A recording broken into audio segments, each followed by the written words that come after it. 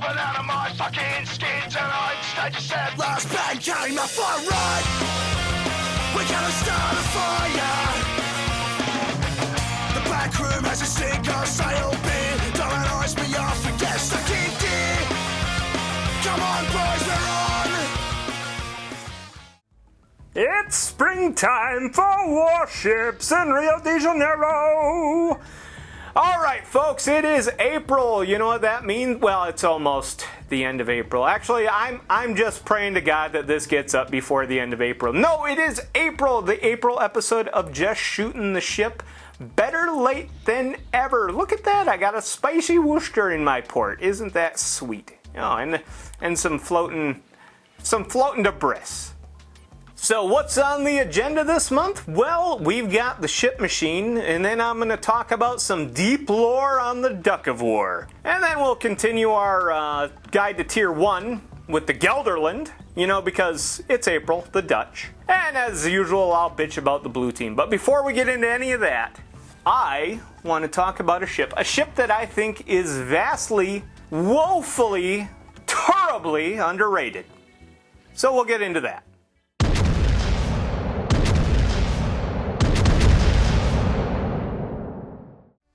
Well, isn't it a lovely day for a cruise out on the bay? Alright, yes, we are talking about, well, not this ship, but we gotta talk about this ship first. In September of 2022, Wargaming released Plymouth into the store as a premium, and this is the Plymouth. But we're not talking about the Plymouth entirely, because here's the thing. The following March, for the April Fool's Day event, Racing Legends, we got Perfect 10, which is just the Plymouth, but as you can see, they made a few changes. They added a little bit of flair to the old Plymouth. I personally like it. I think this looks really, really, really cool. I mean, normally I'm all for historical accuracy, but this is just fun. This is a lot of fun, and honestly, that is what I'm focusing on with this ship, is just the fun aspect of it. Because, we'll get into that. So the key thing that you got to realize is that this is not a one-to-one copy of the Plymouth. For starters, the Plymouth, by the way, it's a paper ship. Never existed. It's a preliminary design of the town class. So, think Belfast and Edinburgh. Or Edinburgh. That's going to be kind of your basis for this. But I mean, light cruiser. So you know how that goes with the British. But let's go into her stats here. By the way, I've got Zlata Groza to basically just level out the stats. So we'll go into the stats on this. I don't think I have any upgrades. No, I don't have any upgrades. So this should be the raw stats, purely raw. All right, survivability. It's got a 53. 41,000 hit points. This is pretty standard fare. Main battery, 6.5 reload time. Slow turrets, very, very slow turrets. Pretty decent shell grouping though, and that's a nice thing. But AP shells only, and they do a fair amount of damage, and they get pretty good armor penetration. And look at these ricochet angles. These are some nice ricochet angles. It's got a nice fuse timer. This thing is designed to basically just hand out a lot of fucking punishment. This thing was a swell. It's got secondaries, but fuck secondaries. Who cares about that? We're in the Plymouth here. Torpedo launchers. That 10-kilometer range is pretty damn good for a cruiser. If you ask me, 62 knots for the speed. Yeah, this is pretty standard fare, but they do a pretty decent amount of damage. You've got 2 times 4. I think that's each mounted on each side, so you can throw a full salvo of 4 out, which is pretty handy. It's AA defense. it's AA defense. It's nothing to write home about. Maneuverability, all right, now this is where things are going to be a little bit important. Maximum speed, 31.5 knots. Okay, turning, it's fair. It's not great, but it's not terrible. Concealment is where we come into a little bit of struggle. The detectability is not good on this ship. You'll see it from a good ways away, especially when you factor in your firing range. You only got like 3 kilometers to work with. Well, 3.2, but still, you don't have a whole lot there. So that does kind of suck. If you go to the overview of it, what it's got going for is sequential torpedoes, which are, they're okay. But guns aplenty, and it does have guns aplenty. Quadruple turrets, fore and aft, super firing. This is a good ship. This is actually a very fun ship to play. So, when we go over to the Perfect 10, bam. All right, so you take what you got with the Plymouth and you just make it faster, right? Now, not entirely. Now, here's the thing. You will hear people dog on this thing for being a terrible ship. And do they have points? Yes and no. I would heavily disagree. But no, just about every video I've seen on the Perfect 10 basically just says, well, it's basically Plymouth, but without any of the great bits. Nah, they're full of shit. This is what we're looking at with Perfect 10. Now, I've got the stats here. Oh, by the way, one interesting thing is I found this promo art that World of Warships did over on the PC side, and this looks suspiciously like this ship, doesn't it? I believe this may have been where the concept for Perfect 10 came from, but I can't be 100% certain on that. Either way, it looks like this was the basis. Obviously, they didn't go with like the full fucking rat rod thing going on. But they did. You can definitely see it's heavily inspired. I mean, especially with the spoiler you got on the back. Anyway, going into the stats. By the way, I do have upgrades on this ship. I think we can work around those stats-wise. The stats I'm going to throw up on the screen are indeed the raw stats. So, survivability, alright, now this is where people really dog on this thing because it's got almost, well, it's got 4,500 less hit points than Plymouth does. That really sucks because, hey, you're a British destroyer, you've got a compromising, you basically got shit for armor, a nice exposed citadel. You're probably just going to get taken out. But here's the way I look at it. A citadel is a citadel is a citadel. You get hit with a citadel, honestly, you're going to be fucked either way. Is the extra 45 hit points really going to matter all that much if you get caught broadside by a battleship or, even worse, another British cruiser? Or something along that lines. Something that can really pack a punch with the AP shells. So, yeah, they've got a point, but not really a good point. Now, main battery, this is not as good. Alright, yeah, I've got some modified stats here, which that's all from the upgrades, but, or the modifications, I should say. But if we look at the raw stats, it's got the same range as Plymouth. Its reload is just, ironically, slightly slower, but it's half a second. It's barely noticeable. Faster turrets, though, and that's going to come in handy because this is a ship that you're going to want to turn around. You're going to want to turn around in a lot of. The shell grouping, you got 2.05, which is exactly the same. Honestly, all this stuff is pretty much the same until you get down to AP shell damage here. You're doing 300 less hit points on a Citadel. It's a little bit weaker. I think that they did that to kind of balance things out a bit. But they did up the muzzle velocity, which in turn ups the armor penetration at point blank, which, yeah, whoop-de-ding, but also at max range, which is handy. That actually, you're gonna get a lot more hits with this thing than you would with the Plymouth, in my opinion. But same good fuse timer and all that. Secondaries, virtually the same, so nobody cares.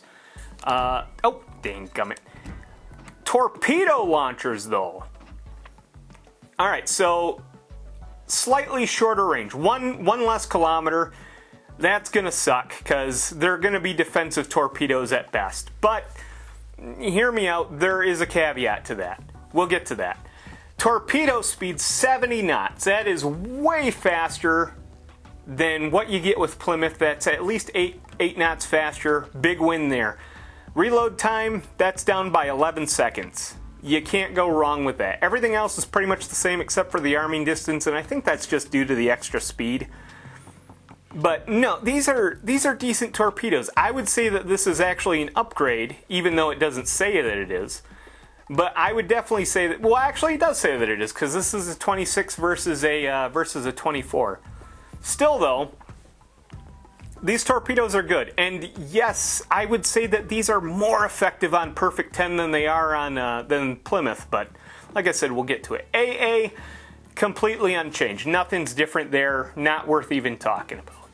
Maneuverability. Now this is where we shine. 36 knots. That's 4.5 knots faster than Plymouth. So whoop-de-ding, right? That's not incredibly super fast. Well, you have little faith. You have little faith. We'll get into why that's a good thing.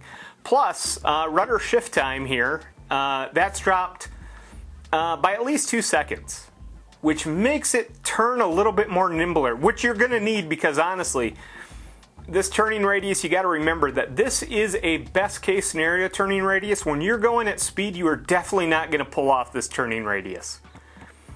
It's just, and this thing's going to go fast. Concealment. All right, concealment's where we suffer. Concealment definitely got bumped up quite a bit on it. Naturally, you can't see it, but that 11.9 I got up at the top for detectability range by sea, that was originally a 12.9. So half a kilometer worse. And it's going to be half a kilometer worse on pretty much just about all of these except for detectability after firing your main guns. This, this does suck. No doubt about it. The concealment is definitely its weak point. Now, where we should really get into the meat and potatoes of what really makes this thing different from Plymouth and what everyone is crying about constantly. Alright, so with Plymouth, let's go over to Plymouth real quick. Let's look at what we got. We got damage control party.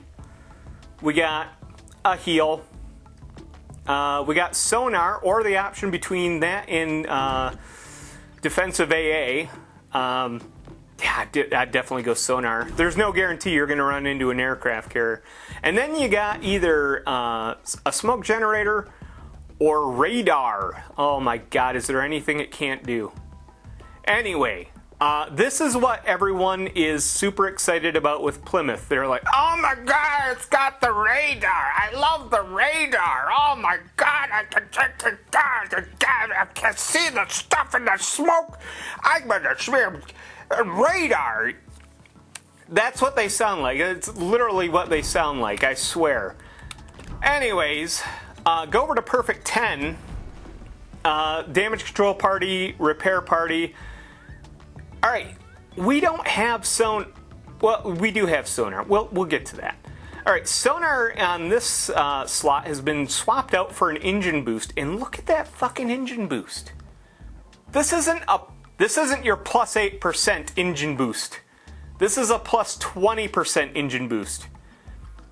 For three whole minutes. You get 3 whole minutes of times 20 on top of that 36. Or times 0.12 on top of that 36. That's fast. Oh, that's really fast. And you got it for 3 whole minutes with a 2-minute cooldown time. You get 2 of them. This is what makes this ship fun to play. Now, let's go to the big controversial slot. All right, so instead of the smoke generator, you get the exhaust smoke generator, just like the Italian ships. And instead of the radar, you get sonar. So you do get the sonar. But this exhaust smoke generator is the game changer, folks. This is what sets this ship apart from its counterpart. Is it a ship that you're going to do well in matches with? 90% of the time, probably not. This is definitely throw caution to the wind. Give it all you got because you're probably not going to last very long. This is what makes this thing pretty reasonable, and I'll tell you why here. Because you remember those torpedoes that we got? They pack a pretty decent punch. You can launch 4 of them. You can do them sequentially, by the way, and they're really fast. They're hard to dodge. With this, you can get right up on someone before they even know what's hit them. Now, if they have radar or sonar, yeah, they will spot you. But this exhaust smoke generator is a game changer, especially on battleships. This will change a lot. Now, here's the catch. When you're doing the exhaust smoke generator, you got to remember your concealment after firing your main guns in smoke, 6.3 kilometers. So you can't really, if there's anything within 6.3 kilometers, yeah, you're probably going to get spotted. But if you're far enough out, it's not going to be a thing. And if you're getting this close, let's face it, you're in torpedo range anyways. So there is that. Now, let's go over what I've done as far as commander and build-wise with this thing. And as I said before, this is a fast ship, so we're going to go fast. We're going to make this thing real fast is what we're going to do. So the key things that I've changed here, I've gone with the aiming system on. Now here is a secondary option that might be a consideration. You can do a secondary build on this thing. Is it going to make a lot of sense? No, not really. I mean, it will definitely help you versus destroyers. But these secondaries are not super wonderful. I mean, they're okay. But the fact is they're only 5 kilometers. Something's going to have to be really fucking close to you for them to work. Now, the nice thing about secondaries is you can fire them in a smoke screen. I mean, they fire automatically. But it doesn't count as your concealment. So, no one will see you unless they get within 2 kilometers of you, or unless they have the radar or sonar active. Not really that big of a thing, though. I would suggest the secondary build is not the best build. Now, alternatively, you could get your traverse speed up for your main battery. That's also an option, but I wanted to focus on minimizing dispersion as much as possible. And we'll get into that, because in slot 2, I've taken one of the new options, because honestly, steering gears, minus 25% of 8 isn't much. You're going to get a few seconds out of it. Damage control, whoop-de-ding, nobody cares. No, supercharges is where it's at. You get more battery range, and your AP shell multiplier, or penetration multiplier, goes up by 10%. I think that's worth it. That changes this thing from being able to probably get a good shot on like a battleship or a heavy cruiser to almost certainly going to do some serious damage to that thing. And by the way, folks, one thing to consider, over penetrations have nothing to do with your penetration multiplier. I know sometimes it feels like, well, if I improve my penetration, I'm just going to over penetrate more. No, it's all based on timing. That's your fuse timer that you see in your stats there. So in slot 3, I've gone again with another controversial pick. Everyone wants concealment. Everyone loves their concealment. Yeah, it would probably help. But here's the thing to remember. This ship is kind of a dog to begin with anyways for concealment. Your detectability range, 10% down from that. That's going to be like, what, 1.3 at most? It's not that good. Your incoming fire dispersion, though, that is kind of handy. I'm not going to lie. Steering gear modification, yes, you can get your steering down to a crazy amount if you combine this with the steering mod on slot 2. But you're not hard up for steering anyways. Honestly, you shouldn't probably be getting all that close anyway.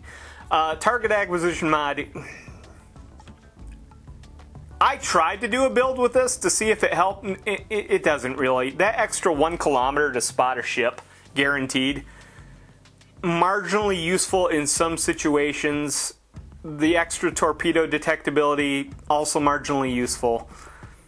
Not the greatest on this. No, I'm going to go with main battery dispersion improvement, so the chromium plated barrels. Now, if you recall, this affects, the supercharge affects our main shell grouping by 5%. That sucks. But it's the price you pay for that extra penetration, and this will help a little bit with that, because here's the thing you got to remember. You're tightening that area that you'll probably land a shell. You're not as guaranteed to get more towards the center now, but it's only by 5%, which honestly isn't that much. And we'll get into that. So, final slot mod. Well, we had some options here. Again, you could build into your secondaries. You could build into your... It's not worth it to build into AAs. Now, I could have gone torpedo launcher reload time, but I don't think I'm going to be using them all that often. Quicker reload might have been pretty good, but 10% of 7 is like 0.7. You're not even getting a full second of reload time off it. It's not really that worth it. No, I want to improve my main battery dispersion and my range a little bit. So I'm going to get an extra 10% range when combined with the other one. With the, what the hell is that thing called? Supercharges? Yeah, supercharges. It's a speed ship. You're going to want a supercharger on it. Anyways, gunfire control basically tightens up our dispersion even more.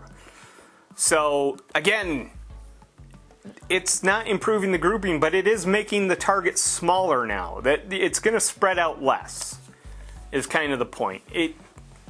It's kind of complicated how that works, but trust me, this is a good thing. I would definitely say shell grouping is the more important of the two, but in this case, yeah, I think we could sacrifice a little. So let's go into stats. We didn't change anything here. We're still down health. Yeah, like I said, this is a live fast and die young ship. But our main battery is up considerably. We got this up to 16.8, and if we had a maxed out commander with all the max... Oh, shoot, yeah, I gotta go into the commander first. Alright, so, the commander. We're gonna go with William Tennant, mainly because it just works best. Now, one would assume, if I want to build fast, I would go with Bruce Fraser here, because his whole thing is about going fast. But here is the thing. You'll get a max movement speed improvement. You'll get the... Actually, am I just dumb here? Let me double check. I might just be dumb, folks. Nope. Full speed ahead. That's what we wanted. Alright, so... with Bruce Fraser, we're not going to get access to full speed ahead.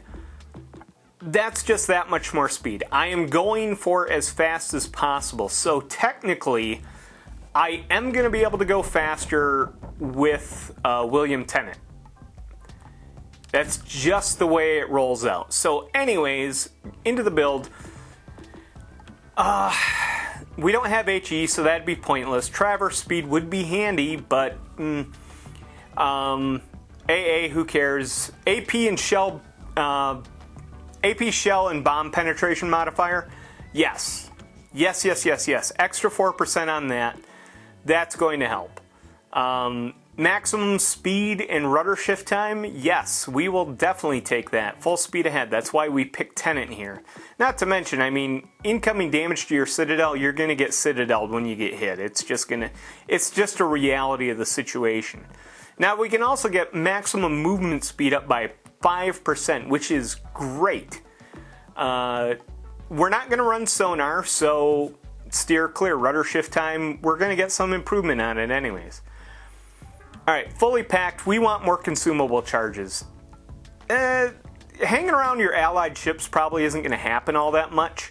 In your damage control party cooldown, you probably won't live long enough to take great advantage of that. So, fully packed, that's the way to go. Extra consumable charges, hey, you might not be able to use them, but who knows? Maybe you'll have a good match. Maybe you'll, trust me, that third engine boost in that third exhaust smoke generator, it'll come in handy if you have a good match. Alright, so inspirations, Karl von Mueller, cruiser speed. Now we can get this up to a maximum of 4%. Obviously I don't have him maxed out. I have him just about maxed out though, so that's going to give us a bit more. And of course, Castel Mendez Nunez, the new kid on the block who's just completely made Bruce Fraser completely useless as an inspiration. Because hey, I could take Bruce Fraser and get a plus 3% movement speed, or I could take Nunez and get 3% movement speed and less detectability range. So yeah, I'll do that all day long. So that is our build. Now let's see our stats. Let's see what we get for all of our trouble. Alright, we went over survivability. Main battery range has improved. Our shell grouping is only dropped down to 1.95. That's not terrible by any means. It's not good, but it's not terrible. We only lost a little bit. I think it is worth it because look at our maximum vertical, max range vertical dispersion and our horizontal dispersion. These were a lot higher. These were a hell of a lot higher, and now they're even less. So that's nice. We did tighten up that target out there a little bit better. We've slightly decreased our chances of getting a bullseye, but we did shrink the target a little bit, and that's going to be very, very helpful. Our penetration at point blank, it went from 341 to 390. That's a pretty huge leap. That's 20 extra mils of penetration we got out of that multiplier. And our max range multiplier, yeah, we're only getting 3%, but I mean, yeah, that is maximum range. And remember, we've got longer range with this ship right now. So I think we got, yeah, hell yeah, we got longer range. Full extra 2 kilometers. 2.1 to be exact. Well, we would if I had the commander maxed out. We only have, well, we still have more. That's the point. We got more. We get better range. We can get farther out. And that's kind of the idea. Alright, so all this is staying the same. Secondaries, yeah, they've improved marginally just from modification shenanigans. Nothing really important here. That will help though with when you're facing destroyers. Torpedoes, nothing has changed. AA, who cares? Maneuver, oh my god, maneuverability. Alright, let's just do concealment first because that's always sad. Our concealment has improved. Our detectability range by sea is better than the stock Plymouth. That's not saying much, though, because we pretty much min-max that with the command. Well, we didn't min-max it, but we improved it with the commander. You could probably do a better concealment with Plymouth, but let's face it. Even if you knock Plymouth down to 9 kilometers, you're not sneaking up on anyone. And you're not going to sneak up with this ship. However, after firing guns and smoke, still 6.3. In my opinion, 6.3 is the range. That's your concealment. And we'll show you what I mean by that once we get into a match. Maneuverability, though. Now this is where we shine. All right, our rudder shift is down a second and a half, or a second and a tenth. Whoop-de-ding. 41.9 knots. That's fast. That's fast. And honestly, if you had a maxed out commander, you've got 42.9 knots maximum. Now, you take that and you multiply it by 0.2. Oh, it'd probably help if I actually... Sorry, folks, I just don't seem to happen to have this stat on me just this second. Let me look it up real quick, because I do know I have this somewhere. Oh, how embarrassing. How embarrassing. You can get this up to 51.5 knots. With a speed boost on, and trust me, we will just about hit that. You're definitely going to break 50 in this thing now. 50 knots. There are destroyers in this fucking game that can't even pull fucking 50 knots. And you're a fucking full cruiser. You got a lot more coming at you, or sending towards them. So yeah, this is perfect 10. This is the build. It's fast. It's got lots of gun. It's got a flare for piercing. Good look, check. Swift, check. Powerful, obviously. Year of Design 2023. Paper ship, Plymouth on fucking crack. Yeah, this is fun. This is going to be fun, and I'll show you just why it is so fun once we get into the match. Well, let's take this sucker out for a spin and see what shakes loose, huh? Besides all the bolts on the yeah, it's that duck, you know it. Oh man. Now this is going to be a pretty interesting match. There are no destroyers in this match, so we are literally the fastest ship on the board. I'm excited. Yeah, shut the fuck up. Nobody cares. God, I hate fucking these armchair quarterbacks that are like, I need intelligence stat. It's 5 seconds into the goddamn match, dumbass. God, I hate the blue team. They are the worst. Alright, so my strategy here is, because I know I'm the fastest ship, there is no way anyone is going to be able to beat me to the cap. I'm going to go straight for the cap. And this is going to be wonderful. Now, it does suck because I'm running at full speed. By the way, 50 knots. 50.5 knots. Oh, and it looks like some dumbass left their microphone on. Well, I wonder who that is. Anyway, there we go. We're in the cap. Now, let's just hope that we made it here 50 seconds faster than anyone else could. I'm not going to shoot at the Bismarck because that would be suicide right now. Well, it wouldn't be suicide, but it really undercut our plan here. This kills me, folks, to be playing the perfect 10 and having to come to a complete stop and just hang out behind an island. Yeah, this is counterintuitive to everything I do with the perfect 10. But is it a worthwhile strategy? Yeah. Yeah, it is. It looks like we're going to get this cap. I have no doubt in my mind we're going to get this cap now.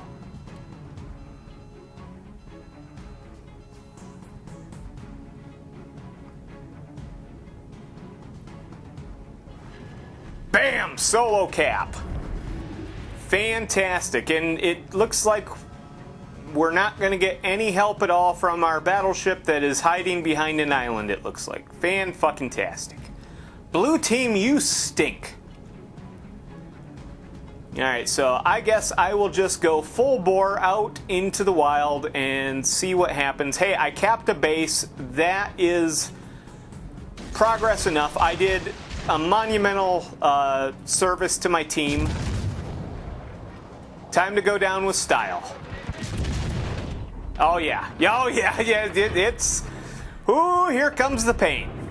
Like I said, folks, you're not long for this world, but man, are you fast. I'll see if I can't hide in the smoke. I have a Baltimore back there, so I don't think that this is going to be super effective, because, yep, there he goes. He's fucking popped his fucking radar. I know what you're going to... Oh, well, if you had a radar, you could see him right now. Yeah, but I wouldn't be invisible right now. I made him waste his radar, is the way I look at it. And besides, he's only got it for so long. Look, I'm already out of the radar. And meanwhile, I've racked up 20,000 points of damage on this fucking Bismarck. I call that a win, folks. I capped the base. I got the fuck out of there. Yeah, I'm almost dead, but hey, I got the cap. And I still have my microphone on. Damn, dumbass. By the way, yes, this is pre-recorded, folks. One thing about the Perfect 10, it is tough to get a match that doesn't just end with you dying in the first 4 minutes. It's very tough. I actually almost died in this match in the first 4 minutes. And I figured none of those were really worth showcasing. Yeah, shut the fuck up. Quack, quack, quack. That's duck for shut the fuck up. Asshole. Well, we're going to sadly leave our buddy the Bismarck behind to fight the Atlantico all by himself. But, I don't know. I think he could have been a little bit more helpful to us. So I don't feel too bad about it.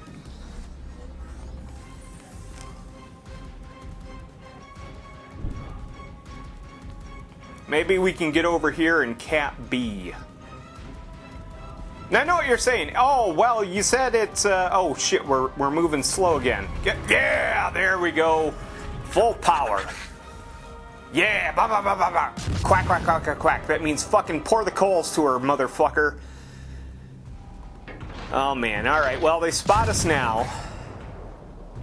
But hey, we're taking some shit. Oh, there's a nice squishy fucking Baltimore to take out. That'll be fun. Now, I know what you're going to say, folks. Well, if you lose all the time and, you know, all that, why play the Perfect 10? Because it's fun. Because it's a blast to fucking play. Hey, look at this. We were in a match with no destroyers. I am literally the fastest ship on the map. I capped the fucking base. That is awesome. Trust me, you are gonna catch people off guard when, like, suddenly a cruiser shows up this fucking close to them. Yeah, they're not gonna be happy about it. I'm surprised this Baltimore isn't taking any shots at me. He's so focused on taking out that Bismarck. And granted, I'm not doing a ton of damage to him, but doing enough to make a difference. All right, we'll hide in the smoke again. Got another one of those radars? Oh, not one that works at fucking 11 fucking feet? Oh, shut up, fucking York. This cocksucker, I tell you, these fucking back chair quarterbacks, they can fucking blow me. Oh, turn around. Eh? Is that the strategy? Hey, thanks for the brilliant strategy there, Napoleon. Yeah, quack, quack, quack. That means go fuck yourself. Fucking York. Sat back there being... Well, actually, I don't know what he was doing over here. Maybe this guy's the MVP of the team for all I know. And he's just an obnoxious asshole that fucking, like, constantly, like, gives you John Madden advice. Well, what you're gonna want to do is you're gonna want to get in there and take the cap, and at the end, the player with the most points, or the team with the most points, wins. No shit. Hey, I finally turned my mic off. About damn time. No, this is not a strategy ship, folks. Now, don't get me wrong. I like a good I like a good match where you manage to outwit the other team. That is always a lot of fun. But you know, sometimes you don't feel like doing that. Sometimes, you know, you've had a rough day. You come home, you fire up World of Warships, and you're just like, you know what? I just want to fucking blast around and fucking shoot shit and live fast and die hard. That's what I want to do. I just want to go down like Leroy fucking Jenkins.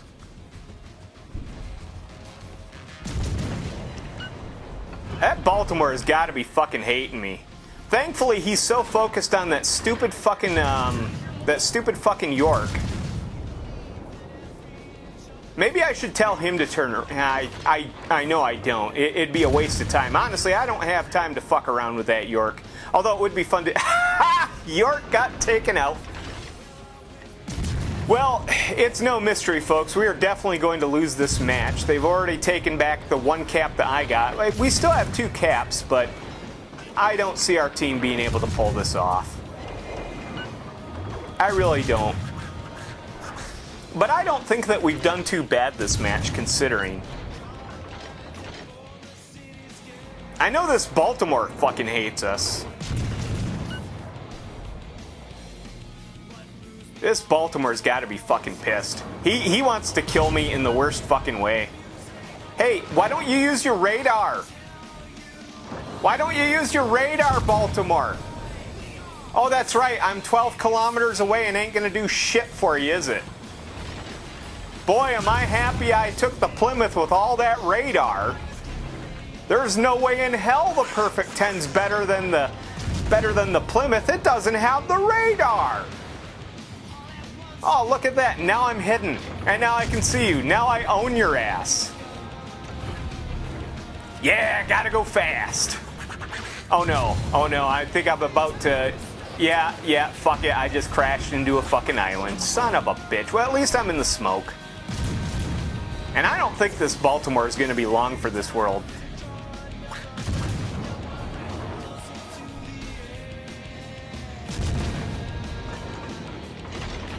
Oh, I've got a feeling it's a bad day to be on the Baltimore. Ah, shit. Now it's just us and the aircraft carrier. This is... Oof. Yeah, we're going to lose. There's no doubt about it. We're going to lose. Yeah, and they're capping C already. God damn it.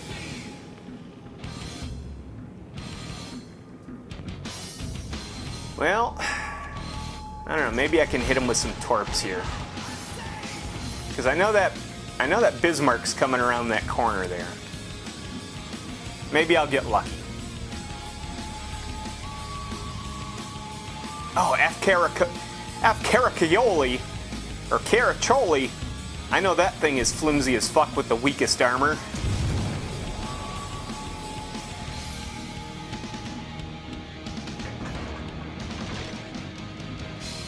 As you can tell, folks, we're not getting a lot of hull shatters. We're actually penetrating with this armor, or with these AP shells, because oh fuck, Suzuya. Oh, that ain't good. That ain't good. Yeah, I should have waited to aim my torpedoes. Oh well. I took a shot. Hey, it's the Perfect 10. You run fast and loose with this thing, you know? Ooh, yeah, I'm bouncing shells now. I mean, I'm going fucking head-on into a Kazuya, or Suzuya's coming head-on into me. He's angled too well. Let's see if we can't hurt this Bismarck. I don't think we're long for this world. I think that this is just about, yeah, because it's just us now. Yeah, we're fucked. We're dead. Oh, son of a bitch. But hey, you know, I think that was a damn good match, folks. Whoa, apparently it was. Hey, we got a kill. Number 1 on the team. Look at that. Holy shit. And that Baltimore was number 1 on their team, too. Damn good match. I call that a win. It's a loss, but I'll call it a win. So there you have it, folks. That was the match. Hey, like I said, you're not going to do great in this ship. You're going to have fun, though. And I think that's more important than winning, honestly. I would rather have a fun match than a boring match that I win. Any day of the fucking week. I don't think it gets enough love. By the way, if you wanted to grab this ship, you're going to have a hard time doing it. Now, whenever they bring back Racing Legends, they do from time to time. They've done it a few times. You can usually pick it up in the store then. You're probably going to pay about $70 for it. You can get it out of a Racing Legends crate, but you've only got a 1% chance of getting it, and there's no guarantee system on that. So that really, really sucks. Alternatively, and I'm pretty certain that this is the case, the only other crate that I can find that you can even pull this out of is one of the Pinata crates. And there, it's in a pool of Tier 7 ships. So you've got anywhere from a 0.16% chance to about a 3% chance of getting it out of there. So you don't have the best options for trying to track this thing down. I'd say your best bet is probably just to wait for it to go on sale again. It pops in every now and then. But is it worth it? Yeah, I would say if you like the Plymouth, you will love this thing. You'll hear people bitch. Like I said before, you'll hear people bitch. They'll just say, well, that isn't that good, you know, I don't get my radar, and I've got to have the radar. You don't need the radar. You don't need the radar. Hey, would it be fun if it had radar? It would be fucking unstoppable if it had fucking radar. But that's just not the case. And honestly, they left it out of there for a reason, folks. And there's a reason why your exhaust smoke generator and your sonar is on the same consumable. Because honestly, if you were able to get both of them, it would be overpowered. But even if they put it in here with the AA, yes, I would take the engine boost. Engine boost every fucking time. 20% for 3 fucking minutes? That's unfucking believable. That is really good. Like I said, you're pulling fucking top destroyer speeds in a fucking, well, not a real town class cruiser, but let's face it, a concept town class cruiser. And you just got all these fucking guns just railing the shit out of them with AP the whole fucking time. Fucking amazing ship. Love it. 10 out of 10. Perfect 10, if you will. Perfect 10.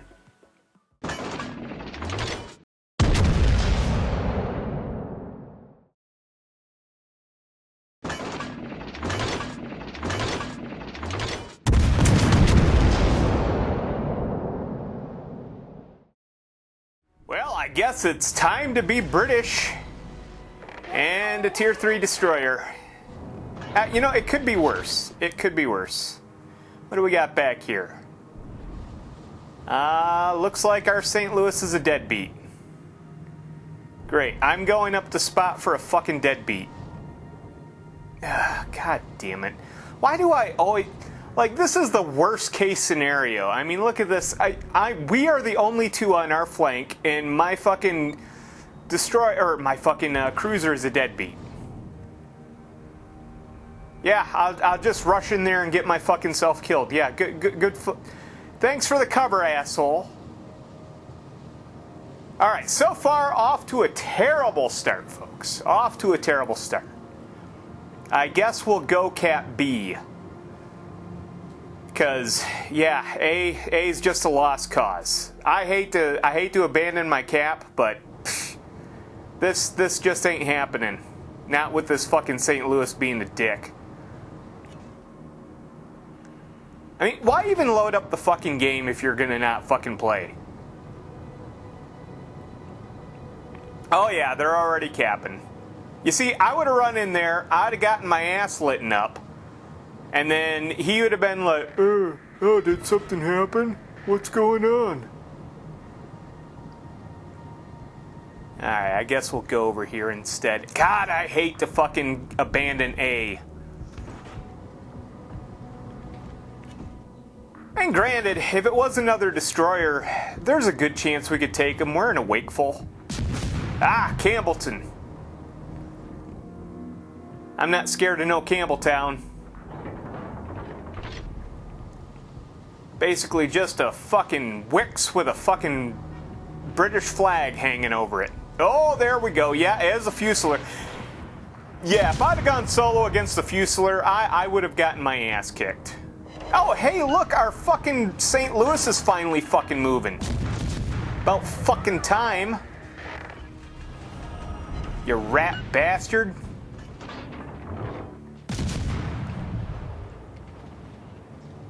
Oh. We might get this kill. And then the motherfucker steals my kill. What a cocksucker. Ah, fucking hate you, blue team.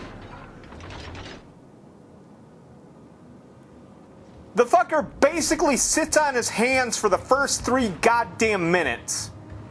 Alright, first 2 goddamn minutes. Still, though, he sits on his fucking hands, and then he wakes up and he steals my fucking kill.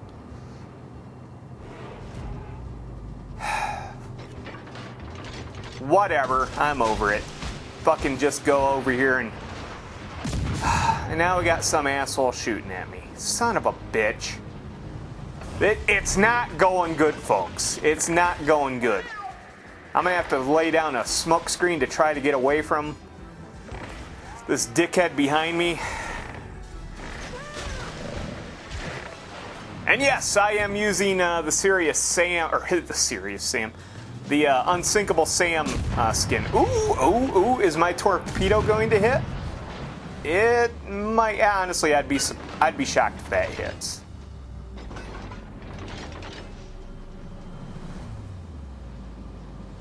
Yeah, it didn't hit. Son of a gun.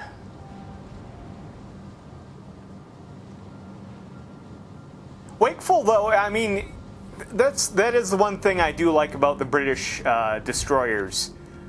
The first few tiers of them, they're pretty decent little gunboats for their tier. Once you get higher up, man, they start to not get nearly as good. They keep getting outclassed by all the premiums that are up there.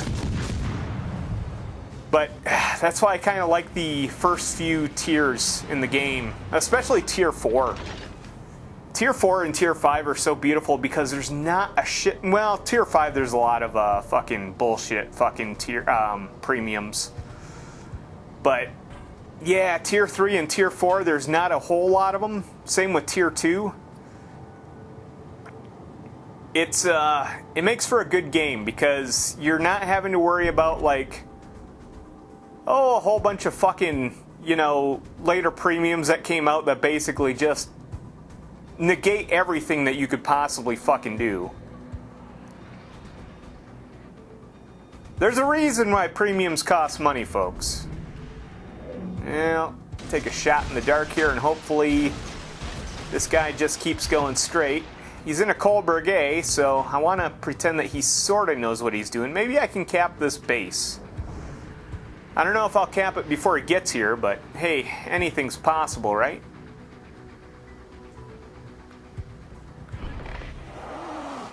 Yeah, that's what I'm saying. Fucking hiding my smoke screen. That's what I'm gonna do. I noticed that fucking St. Louis is fucking gone now. Rat bastard. Yeah, you better run.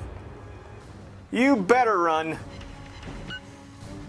Oh my goodness, we're gonna do it. Alright, it only took us 5 minutes, but we finally capped A.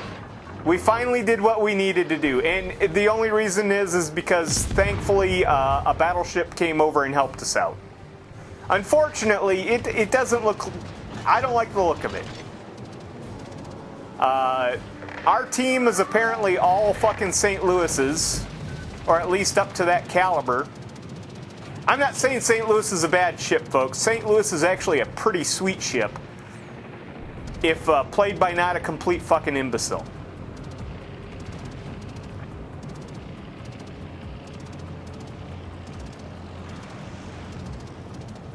Oh, God, I hate to leave them. Uh-oh. Uh-oh.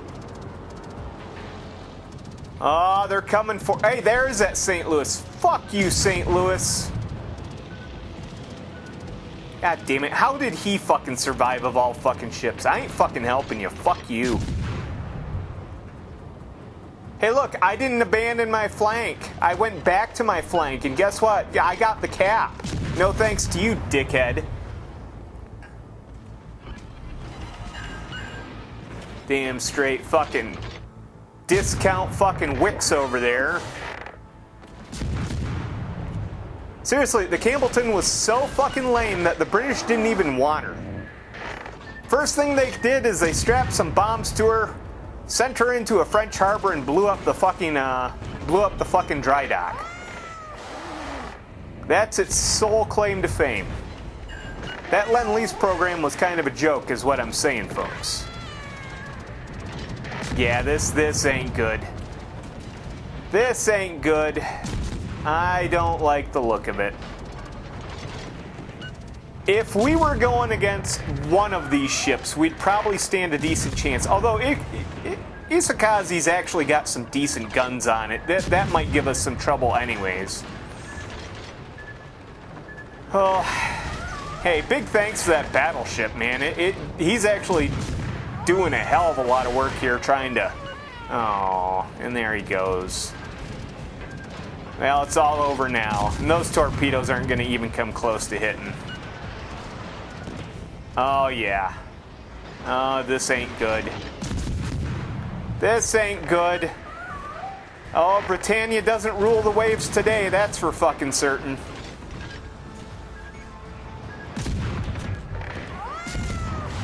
If only I could have got... Oh, there we go. Son of a gun. Was that fucking destroyer piloted by Isoroku Yamamoto? What a dummy. Hey, #1 on the team. I can't complain about that. Where's that St. Louis? 4th? Really? Fuck you, St. Louis. You suck. Well, quack, quack, quack, Mr. Ducksworth. Oh, yeah. Gonna have the duckiest fucking Furataka this side of the duck. Damn straight. Well, once again, we're on a flank with only just us and another ship. And I don't know if that other ship is going to come give us some backup or if it's just going to fucking go towards the center. Alright, I'm going to do the stupid thing and have a little faith in my teammate. He's not coming. I can already tell. That cocksucker's already... You dumb son of a... No, fine, fuck it. I'll fucking hold C all by myself. Why not? Ah, fucking losers. God, I hate the blue team. This is why we never win. I wish I could join the red team. They seem like they got their shit together. Yeah, you tell him, Duck.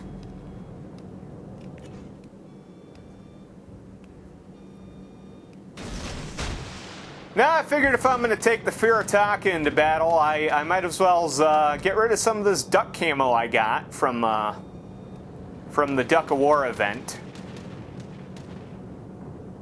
I was just going to melt it down into paint, but hey, well, I got some camo, you know. Sweet deal. Maybe I'll get lucky. Maybe one of these will hit. I kind of doubt it, but I don't know. It's possible. Oh, shit. We've been spotted. Oh, New York, New York.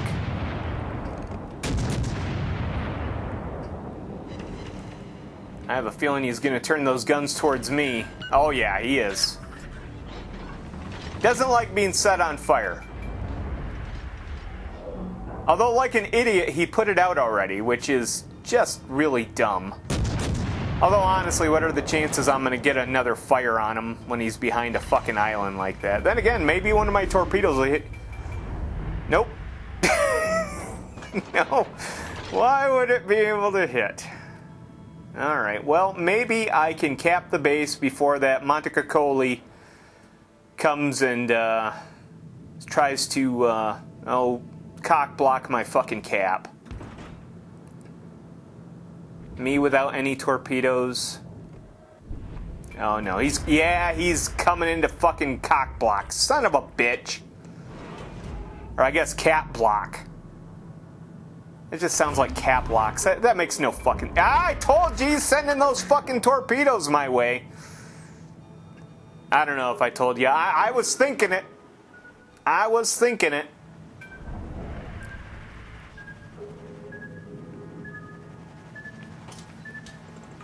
I may not be able to see him in that fog, but I can at least see his torpedoes coming.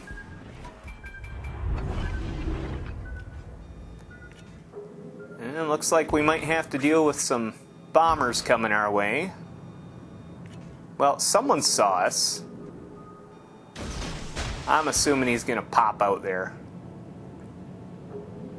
Oh, you know... Oh, yeah, those are all going to miss because he's island hopping is what he's doing.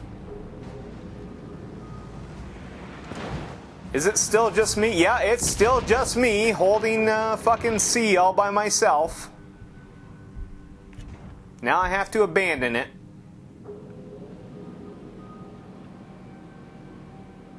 Great. All that trouble to cap C just to fucking lose it to a fucking Montecoli.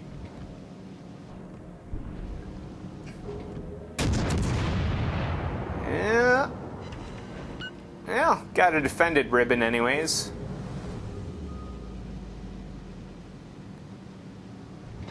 Oh, come on, torpedoes. Hit your mark, hit your mark, hit your mark. Yeah! Oh, damn, couldn't have planned that out better if I'd planned it out. Better. Moving on.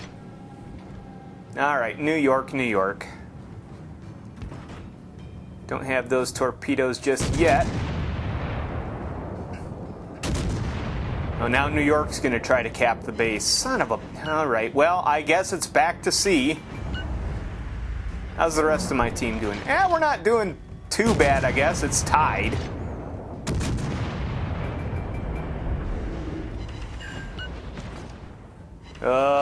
Damn it. This ain't good. This ain't good. Maybe if I angle right, he won't be able to get as many penetrations on me.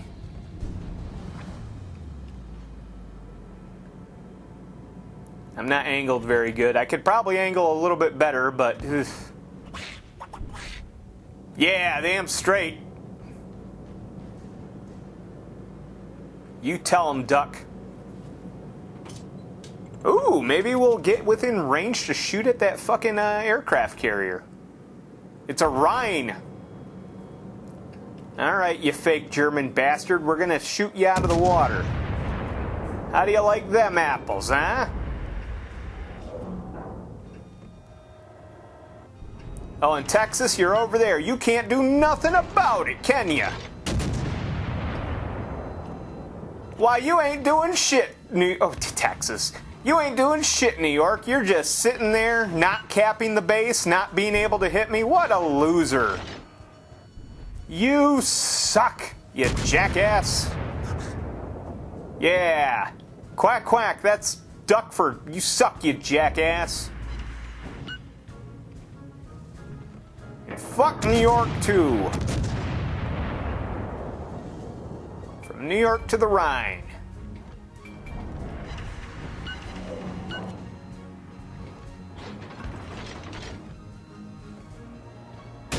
One's named after a river and the other's named after the shittiest state in the Union. Oh, I shouldn't say that. New York's not bad. It's no Mississippi, I'll put it that way.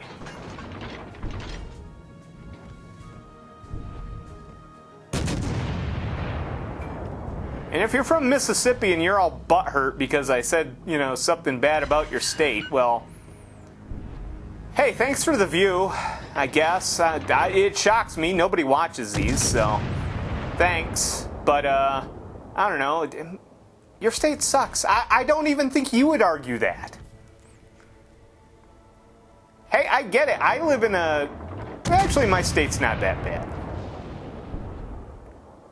Michigan ain't terrible. It definitely has its downsides, but... not the worst. Maybe I should get back to talking about this match. Oh! Well, hey, that's... Oh my god, I just looked at the top of the screen. Son of a... We are going to lose. We are going to lose. And now I'm in the same boat that the fucking New York was in. I can't shoot him through this fucking island.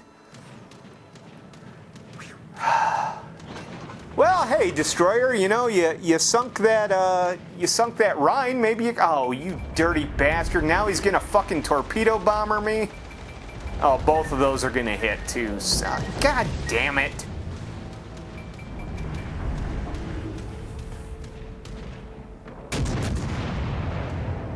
You know, yes, it's inevitable. We're going to lose. I don't see... Yeah, our Destroyer just went down, too, on top of it.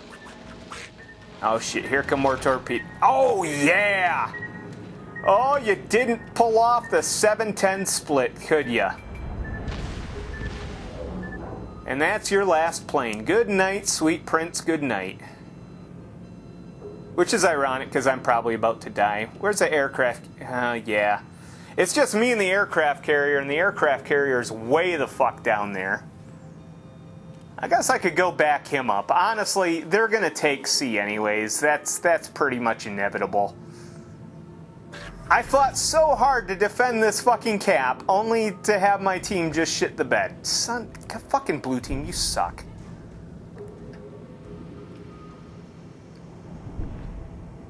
Alright, what do we got? Ishizuki. He's a tier 3. Maybe I'll stand somewhat of a chance. Fucking 4 battleships versus... This is bad. This is really, really bad. This is the thing that sucks about it. We did decent this match. We did all right, honestly, if you ask me. I mean, I shit-talked Mississippi probably a bit more than I should have, but... Well, I mean, who doesn't? Who doesn't? Hey, you know what? If you want any consolation, Mississippi, you guys don't have a battleship in the game. Neither does Michigan. Call it square. The thing that sucks is that there was a Mississippi and a Michigan battleship. It's just, they're not in the game.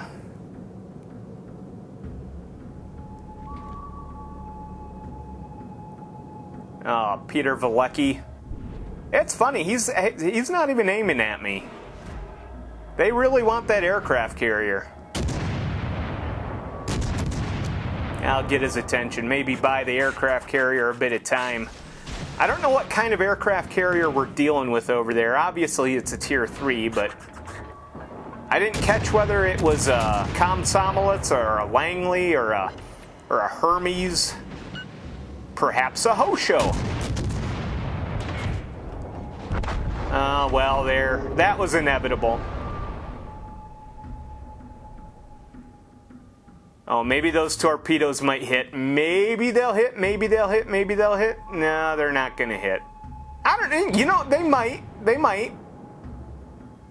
Yeah, oh. So close, so close. It would have been so close we'd have had them. Or it was a Komsomolets. Well, how did we do? Quarter million, that's not bad. Yeah, that's kind of what I expected. Number 1 on the team. Well, could have been worse. Well, batten down the baguettes. It's time for the Picardy. The Picardy 51. Or the Picardy 151, I guess.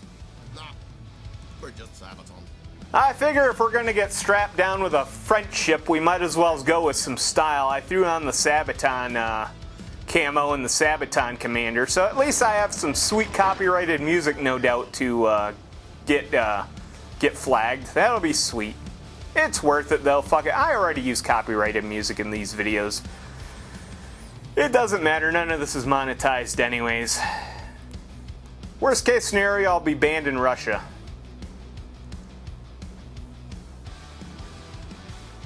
So I'll give you a heads up, folks. I suck in the Bacardi. It is definitely not my good ship.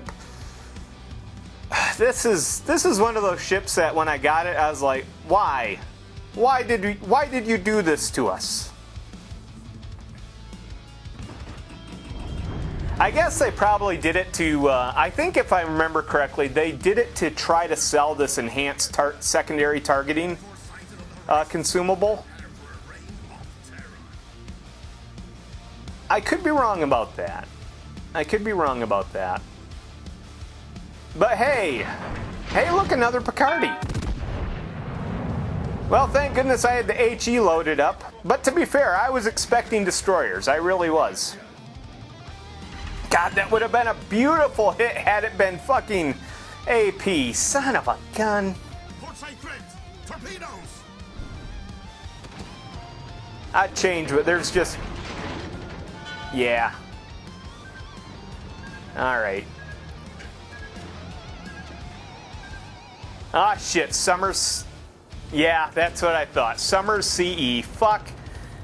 God damn it. Alright, so that's gonna be... That's gonna be scary. By the way, Wargaming, where the fuck is the Summers re-release? You gave us a classic edition, but not like a normal one. What the fuck? Whoa! Well, I can't argue with that. That was fucking sweet. Got a kill anyway. God, that Summers must be so fucking pissed right now. I know if I was the Summers, I'd be pissed. Here I am, this veteran player that's been playing for years, get taken out by a fucking Bacardi. First one down, too. Holy crap. Ah, great. Now we got a fucking... Well, naturally, the aircraft carrier is going to try to pick on the fucking Bacardi. Well, you're going to have to try harder than that. Your spread didn't work.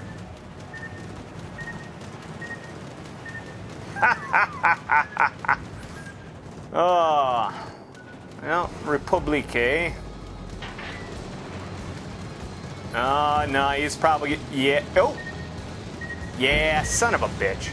Well, you know what? Fuck it. Torpedo me. I got decent armor. I should say, I'm the Bacardi. I got decent torpedo damage reduction, so I'm fine. Hey, we got the cap. That's always a good thing. Graf Zeppelin. Yeah, that fucking checks. All right. Wow, I can't believe that the Graf Zeppelin is stupid enough to try to rush us. Oh, I get it. I get it. This is probably one of those Graf Zeppelins that built into the secondaries. So suddenly he thinks he's a brawler. You're not a brawler, you're an aircraft carrier. Don't even try it. Those should be defensive secondaries. I mean, you can come and...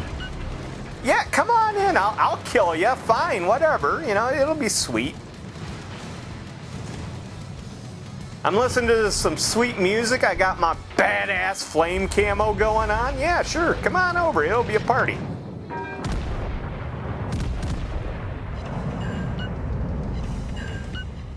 And he's still coming, too. My God, this guy's got a death wish. Oh, God bless him.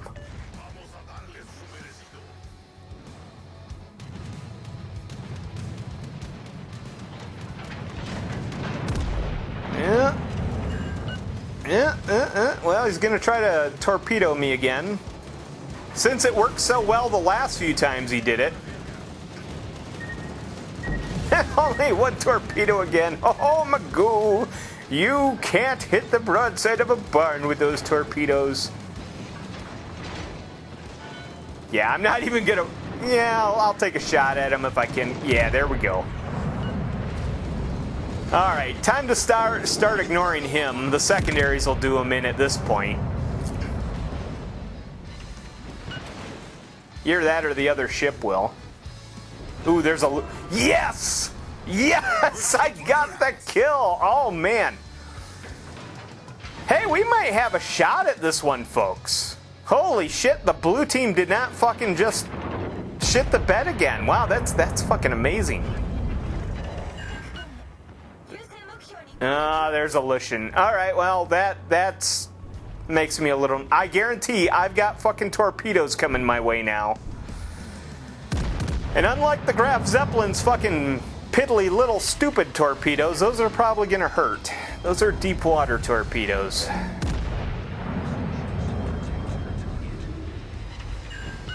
I don't want to protect the target.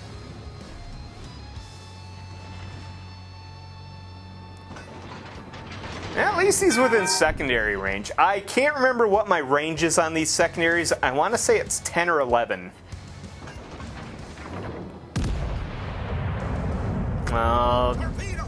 I knew it! I fucking... Oh, and they snuck right up. Yeah, that... Yeah, it did. You said a mouthful there, Joachim, or whatever your name is.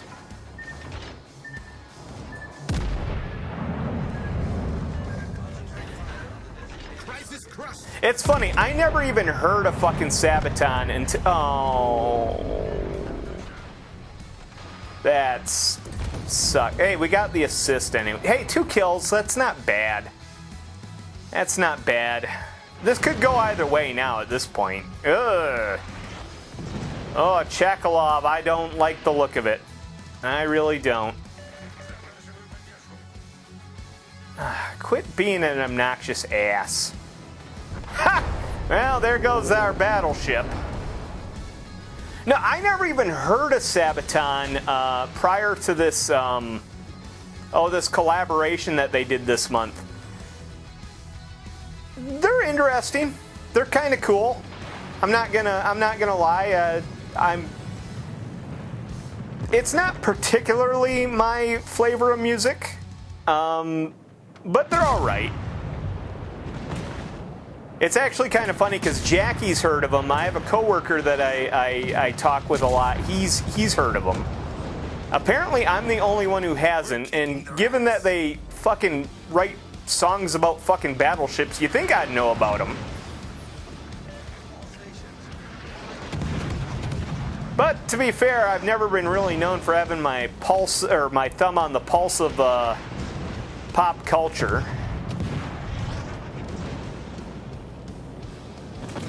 You know, old man yells at clouds and such. Mostly the blue team.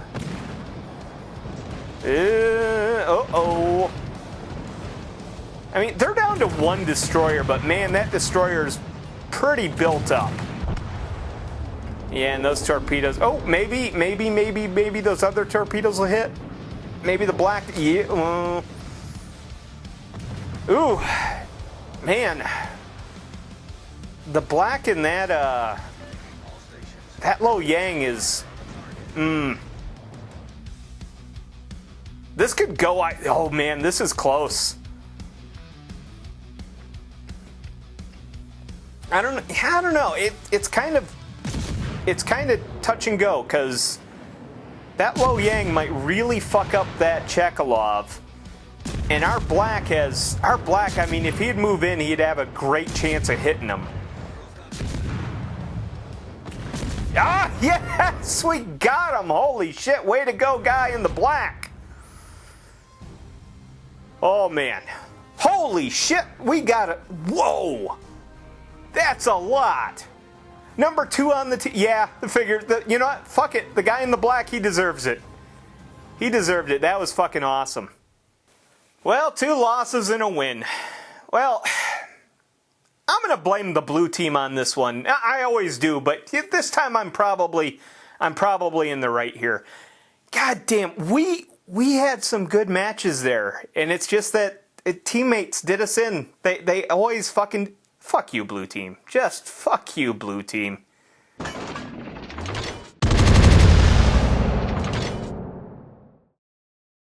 Ah, yes, the Duck of War. Well, it took them 6 years, but hey, better late than never, right? Well, actually, by this point, it's probably done and over with. I'm recording this. I think the last day of the event, so it's history now. But anyways, yeah, it took them 6 years to bring Duck of War back, but here we are. So what are we going to be discussing this month about the Duck of War? Well, I was going to originally fill this part of the episode with an in-depth discussion of how certain stats work in the game. But I may have bitten off more than I could chew there. It's going to take a little bit more time in the oven, I'll put it that way. So instead, I'm going to play some Duck of War, and I don't know, I'm out of ideas and behind schedule as normal, so I guess I'll cover the deep lore of this mode. Yeah, believe it or not, there is some deep lore. Well, sort of. There is a storyline and a backstory to some of these events in World of Warships. What those stories are, it's anybody's guess, because Wargaming, they are fucking horrible at fleshing out these concepts. I mean, they put them in there, but they never flesh them out. But hey, they probably weren't counting on someone as annoyingly as attention-detailed as me to come along and just call them out on this nonsense. Before we get into all that, though, let's just take a look back onto the original Duck of War. It was a different time back then. The event was announced on the 19th of March in 2020, and it was set to begin in 4 days, on the 23rd of March. The same day the government grounded us all. 2 weeks to stop the spread. Sorry about that. I was just remembering what it was like to live in a world where stores were open 24 hours a day, people worked at work, and the economy was so good that we started building ships on the lakes again. I miss having money. God, I miss having money. Yeah, the world had gone into a full spiral meltdown, but thankfully we had a distraction, and it came in the form of little toy warships in a bathtub. This event was wild, and I don't think we'll ever see another thing like this today. In a way, it was far more basic than what we're used to now, but at the same time, it was so much more competitive. The event, 2 ships, 1 legendary captain, 1 bathtub, 12 teams, 1 ship per team, 10-minute matches, 3 whole weeks of prizes based on your ranking on the leaderboard. Oh yeah, folks, there was a leaderboard, and you got on it by collecting ducks. You got those ducks by performing well in matches. 1 kill equals 1 duck, and you got a bonus duck for taking out any of the first 3 ships to go down. Placing in the bottom 4 of the match would get you 2 more ducks, you'd get 3 for placing in the middle, and then you'd get 5 if you placed in the top 4. If you were the last one afloat by the end, you got 5 more ducks. The more ducks you collected, the higher you ranked on the leaderboard. Just for playing, you got a background and 1 day of premium. Managed not to suck enough to land in the bottom 10%, you got a flag and 500,000 silver. Managed to rank in the upper half, now you're going to get a patch and 10 promotions. Top quarter, you get 3 Soviet crates and 5 camos. Yeah, it was the Soviet event. They had the Soviet crates out. If you managed to make it in the top 10%, you got a commendation and 100 rubles. Again, Soviet event, which was the style at the time. But if you were the best of the best and landed in the top 1%, you got 2 more Soviet crates and 50 more rubles. And that was just week 1. The next 2 weeks were pretty much the same, but they added a couple more patches, some insignias, some boosters, and some of the bigger Soviet crates. Looking back at this, goddamn, I wish I wouldn't have been so distracted by how shitty the world turned overnight, because this looks like it would have been a blast. I mean, granted, like most of their events, it'd get pretty damn repetitive pretty damn quick, but this one was one of those situations where grinding to the top rewards would have been so much fun. I really wish they would bring back the leaderboard model for some of their events, but the world has changed now and we just can't have nice things. Anyway, I guess we need to talk about the ships for the event, and they were as basic as it gets. You had the Ultra Cruiser A and Ultra Cruiser B. I told you, they're basic. They were so basic that Wargaming didn't even bother naming them. So, what was the difference between A and B? Well, I don't have access to their stats, and seemingly nobody preserved them from what I can tell. I looked everywhere. So the only difference I can tell is that A shot torpedoes from the bow, and B shot torpedoes from the stern. Now that may seem pretty low effort, but just when you think Wargaming can't get any lazier, this event is almost a direct repurpose of an event for April Fool's Day that they ran in 2016 on the PC. As usual, the Legends players, they just get the leftovers from PC, but if you've been around a while, you know that this is just what Wargaming does. God, I'd hate to be on the Legends dev team because 90% of their job is probably just adapting assets from the PC to the console. But But let us not get off into the weeds here. We all know that the PC division calls all the shots. Anyway, this was the first time the Legends audience would be introduced to the character of Cap, the level 16 legendary commander that players got for, well, they got in the event. I'll go more into who Cap is in a little bit, but for now, all you really need to know is he was the only commander available for the Duck of War event, and his skills and traits were just completely pointless. Honestly, I really found this amusing. I've got to give credit to Wargaming for making light of their own system here. Sure, you have choices, but they don't really matter. Either way you pick, you're still just a toy ship in a tub, and your only real choice is whether you fire torpedoes out your front or your back end. It was a nice joke for an April Fool's Day event. Sadly, the event only lasted 3 weeks and then was buried away to be forgotten by all but most of the serious veterans who still recalled that one time they fought the mighty Duck War in a tub. The following years would still be lighthearted, but became significantly more complex. In 2021, we'd get the Stellar Clash, which is where we took control of legendary tier warships, but in space. It was a good event. It brought us some commanders that we could actually acquire and use. This is where we get Shelly H. Beepley, John L. Pickup, and Space Fishy. Keep that Space Fishy character in mind, because we'll talk about Fishy a bit later. Now, the next year, the April event would be Racing Legends, which was probably their largest departure from a traditional event that they've done. This was more of a battle racing mode where you got to pick between two speedboats, and they'd be captained by either Bad Advice Cap or Racer Fishy. The leaderboard mechanic came back, and now the points you collected, well, you could use them in the store to buy either Bad Advice Cap or Racer Fishy as the guises for your commanders. And the Tier 4 Destroyer Hill. This is where the hill was first introduced. Unfortunately, this is another event that I missed out on, so I can't really tell you much about whether it was fun or not. Personally, I think it's interesting, but I don't think this would really be my cup of tea. It's like if Legends suddenly became Hydro Thunder, but you only got 2 ships to pick from. But hey, apparently it was a hit though, because the next year we got it again. This was one of the early signs that the Legends team was either running out of ideas or just shit that they could borrow from the PC game, and it would start a long tradition of just repeating what they did the previous year. They did change it up a bit though. This time the combat was torpedo based instead of gun based. Big difference. Even more interestingly enough, the racing tokens, you could use them to buy the racer themed guises for the 2 new ships. And those ships were Bulletproof and Perfect 10. Both were awesome ships, well worth the grind. Yes, this is where we got the Perfect 10 from. And y'all know how I feel about the Perfect 10.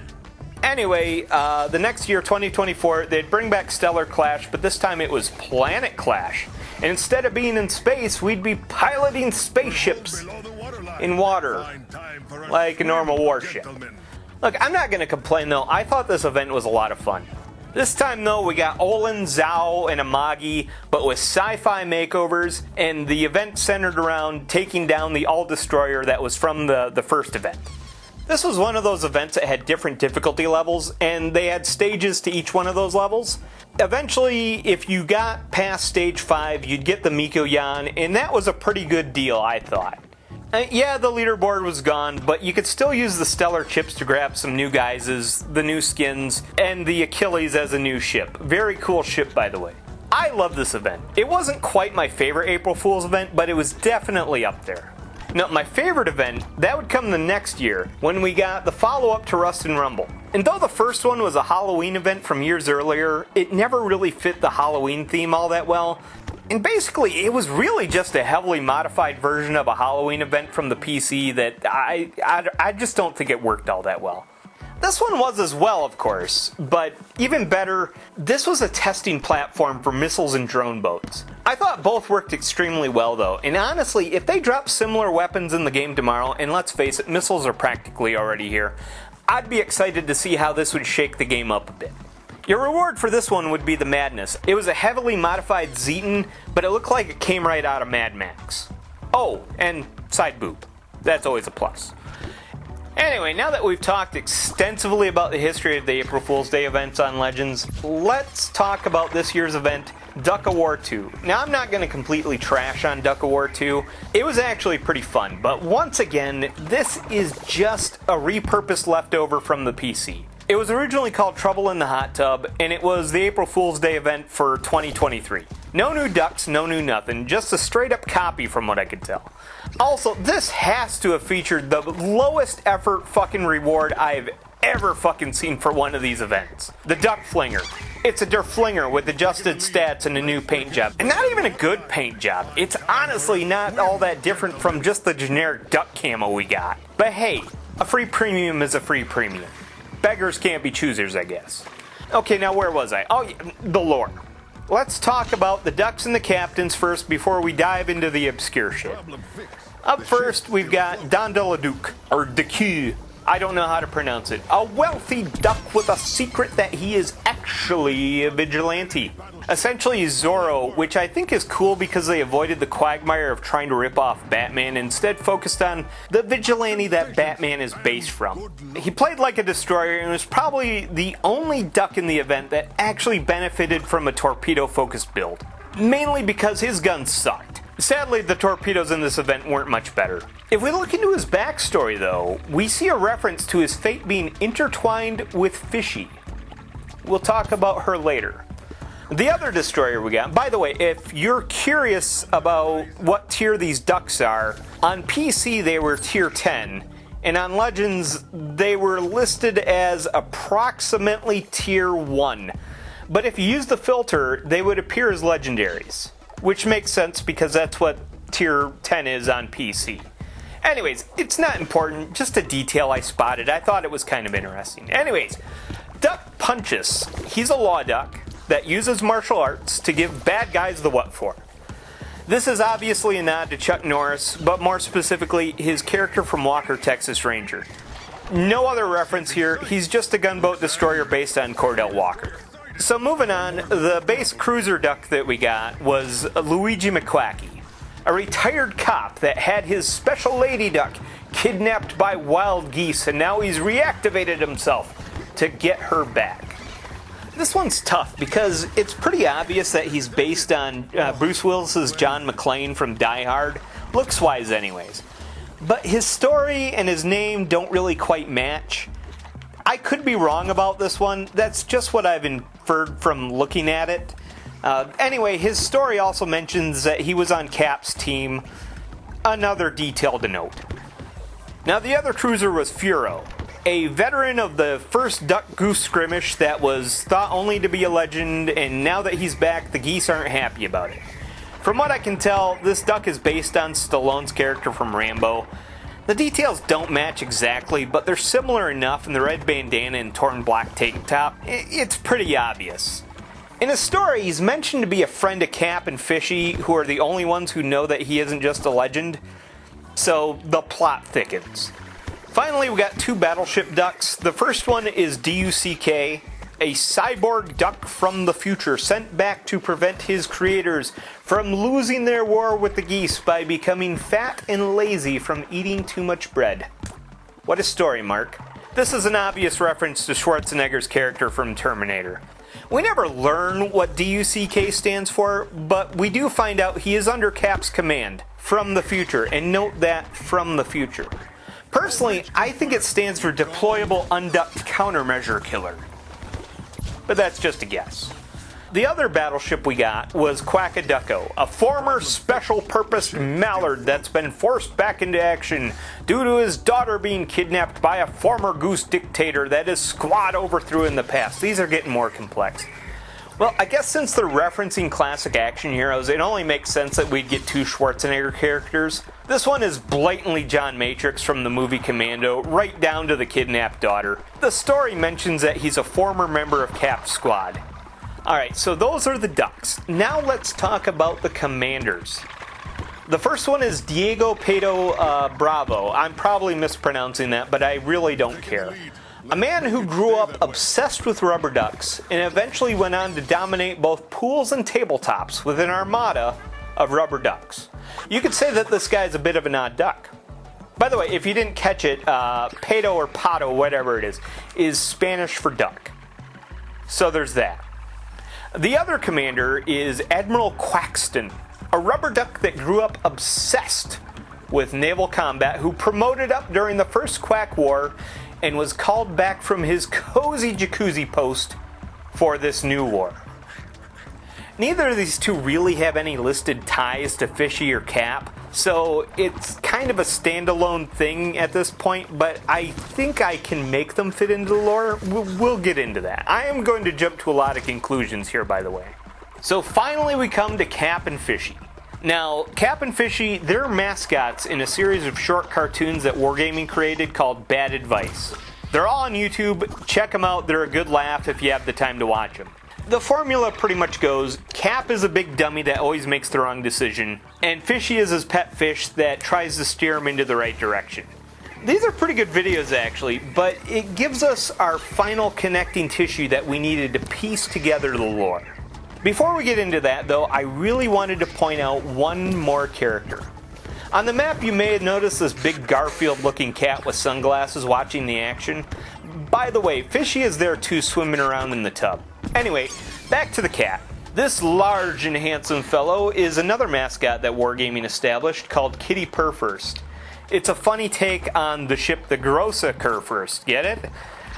What's even cooler about this cat is that it's actually based on a real cat that they've actually used in videos.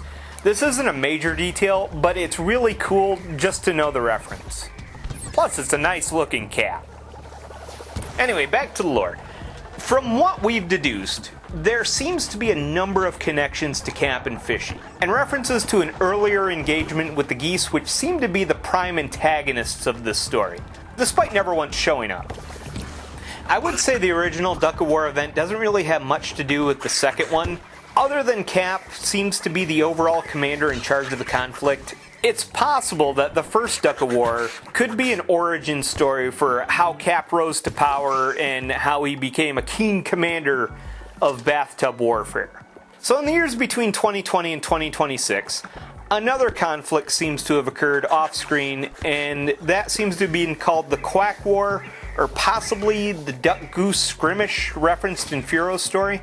We also know that Cap had a former team of elite special ducks, and we can assume that many of these actions occurred during that Quack War. Also, we can assume that this is when Cap's team overthrew the Goose Dictator from Quack Ducko's story. So let's try to put together an idea of what this team might have looked like. Obviously, the team was commanded by Cap and Fishy. And Furo was on the team, we know that. And according to his story, so was Quackaducko and Luigi Quacky.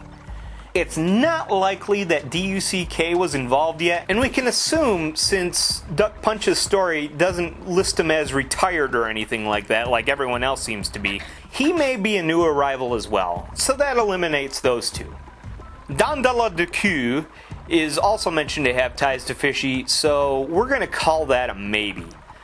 We can also make an assumption that Admiral Quaxton may have also been on the team, and this would probably be before he promoted up to Vice Admiral. Now, we have to move forward to the events of Duck of War 2.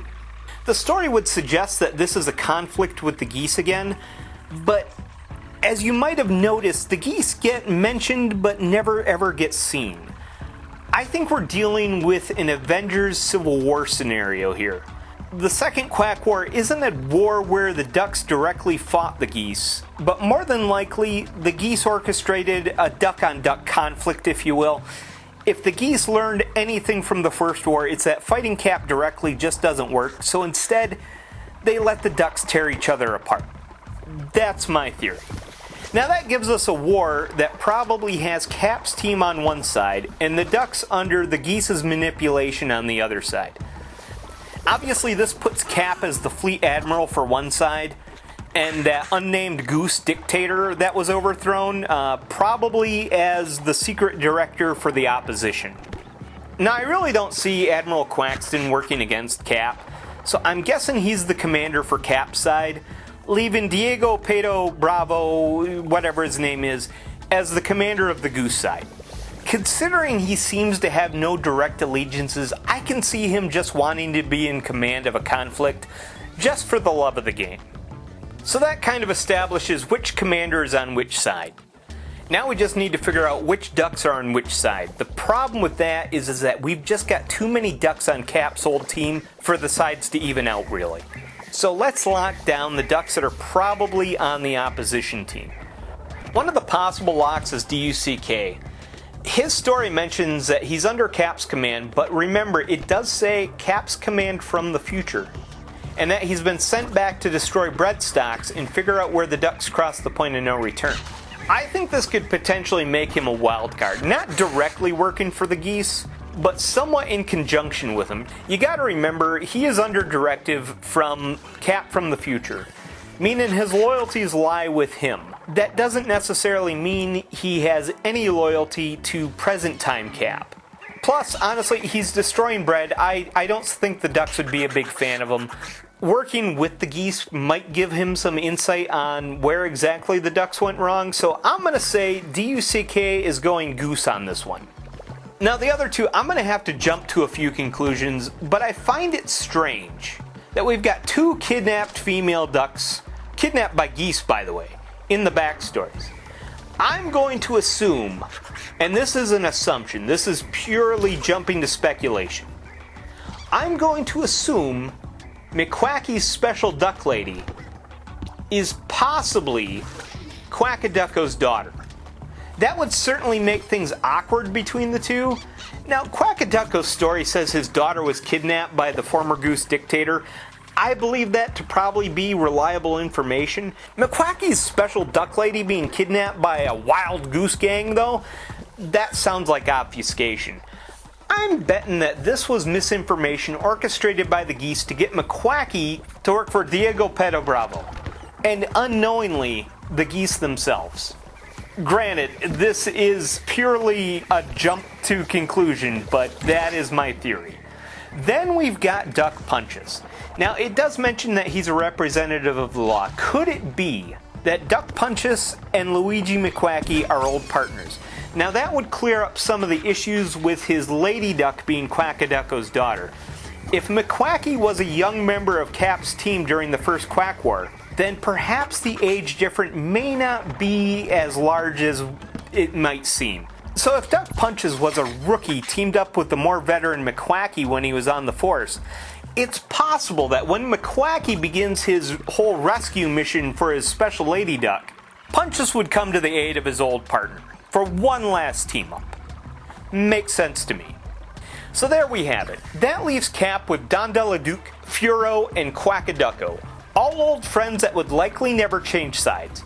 That actually evened things out really well because now you have a destroyer, a cruiser, and a battleship on each team, which kind of makes sense. I've been talking about ducks for way too long now. I'm kind of just okay with the narrative that I've established. I think it works. So there it is, folks. That is the possible deep lore for the Duck of War events that I just completely pulled out of my ass at the last minute because I was under a deadline. I know it took me a while to get there and all this is kind of pointless, but that's what April Fool's Day events are kind of all about. Not taking the game too seriously, just having some fun with it. I don't know if you found this fun, but I certainly did. Happy belated April Fool's Day, folks.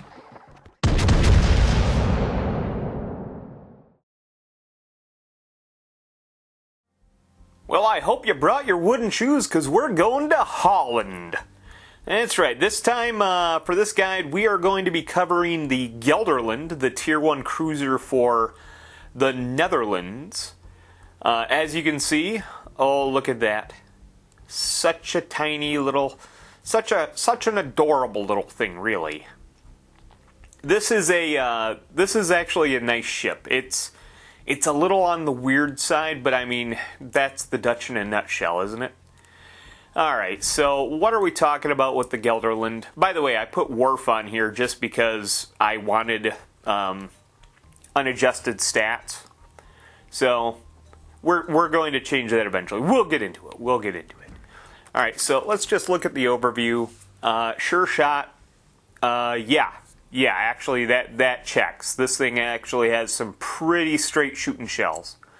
Long reach, they definitely aren't lying about that. And hidden, they definitely aren't lying about that. They actually got this pretty close to accurate on this ship, I would definitely say. Alright, so it says it's a Holland-class protected cruiser laid down in 1897. Now, that is great. That is a Tier 1 ship. The Netherlands got it right. What's up with Spain and Pan America and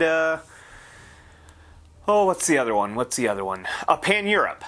Although I do like the Griff. I'll admit I like the Griff. Anyways, we're getting off topic. All right, so real ship. Fun fact, in 1940, Gelderland was captured by the Germans, refitted as a floating AA battery, and they called it the Niobe. And then it sank. Because, Germans. But, today, we're going to be looking at the strengths and weaknesses of the ship, and where it's strong, where it's weak, it's pretty weak. But honestly, it's kind of an all-around ship. It's got a gimmick to it, and for Tier 1, that's kind of interesting.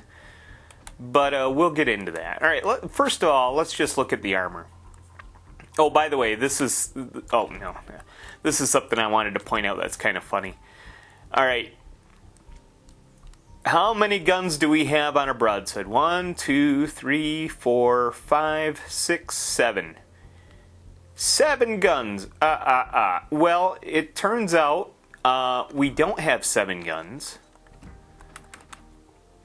Because if you look at the main battery armory...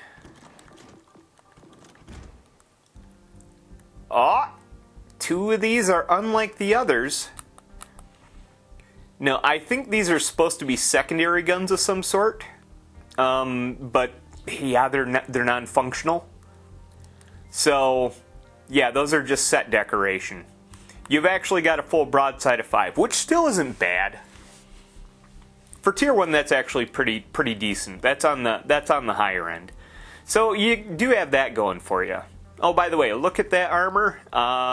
Probably the most well-armored part of the ship, really, are those guns. But let's look at the rest of it. By the way, there's your citadel.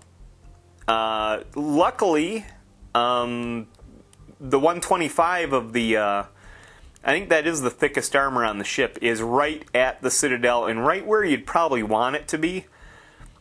About your only threat here is probably plunging fire from a Wayland. A Wayland might actually be able to penetrate this, but it's kind of... I mean, a Wayland can pretty much just about penetrate anything. But that's about what we've got for armor. As you can see, the rest is nothing to write home about. It's just the thin shit, and of course, conning tower. Gotta keep the captain safe. He's snug as a bug in a rug in that little orange chamber there. Yeah. Alright, so let's look at her stats. Alright, so armor, we went over that, 6 to 25 inches. That's what we saw. Hit points. Now this is good. This is actually where this thing kind of shines. It's tied with Nino Bixio for the most amount of hit points for Tier 1. Which is fantastic. Because it's not a very well-armored ship. That's going to help you out quite a bit. Also, look at that. Torpedo damage reduction of 4%. You don't see a lot of torpedo damage reduction on Tier 1 ships. That's because you don't really deal with torpedoes ever on a Tier 1 ship. I don't even know why they added this. But, hey, you got it. It's one less thing to worry about, even though you weren't worried about it to begin with. Alright, let's go down to main battery. 120mm 40 caliber Krupp number 3 guns. She's got 8 of them. Not 12, as it looked like on the picture. So, no, we're dealing with 8 guns here. 120mm is kind of it's on the smaller side. But these are pretty decent guns otherwise. You got a 9.5 main battery range, which up until about 3 weeks ago made it the ship with the longest range guns at Tier 1. However, now fucking Hercules showed up and, well, knocked her out. By the way, you might have noticed I've added Hercules to our standings. So yeah, Gelderland's number 2, and not number 2 by a lot. Well, actually, Hercules is number 1 by a lot, which is bullshit if you ask me. But that ship kind of sucks all around anyway, so we'll get into that some other time. But yes, it's got excellent range, very excellent range, and that's going to come in handy. I'll show you how to build into that. Its reload time, on the other hand, bad, not good. It ranks 7th in Tier 1 out of 10. It's well below average. Not by a hell of a lot. By about 1.2 seconds. Still, that's not great. Turret time, it is tied for the best, but let's face it, just everything, or at least half the ships have 18-second turret turns, which is just, again, nothing to write home about. Although, honestly, again, you're dealing with side guns. The only ones that you're probably going to feel this with are the front and the back guns. So no, this is perfectly fine for a ship like this. I wouldn't worry too much about the turret turn time. Shell grouping, that is pretty much standard for all the ships. It's grouping. Now, its maximum HE shell damage, 1700. But, remember, I said this ship has a gimmick.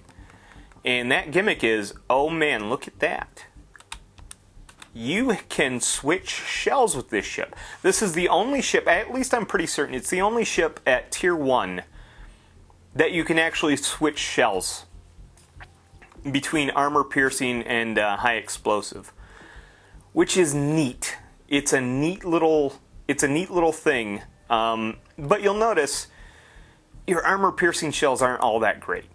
1700 with a high explosive, 2000 with the armor piercing, and these are not Wayland grade armor piercing shells either, folks. These are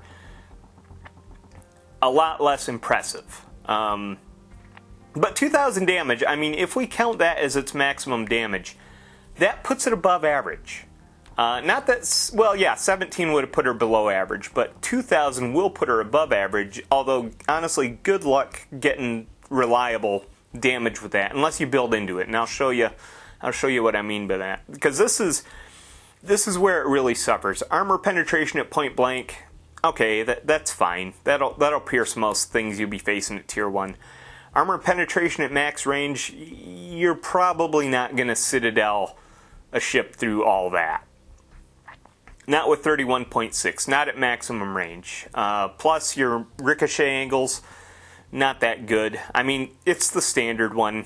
It's got a decent fuel timer, It's got a decent fuse timer, but the arming threshold, you need at least 20 mils of armor to make it activate, and well, that's kind of the problem. Most of your ships at Tier 1 have a lot thinner armor, so it's a little bit all or nothing with this in a way, because you're probably going to overpen quite a bit, unless you just hit it right at the like really sweet angles.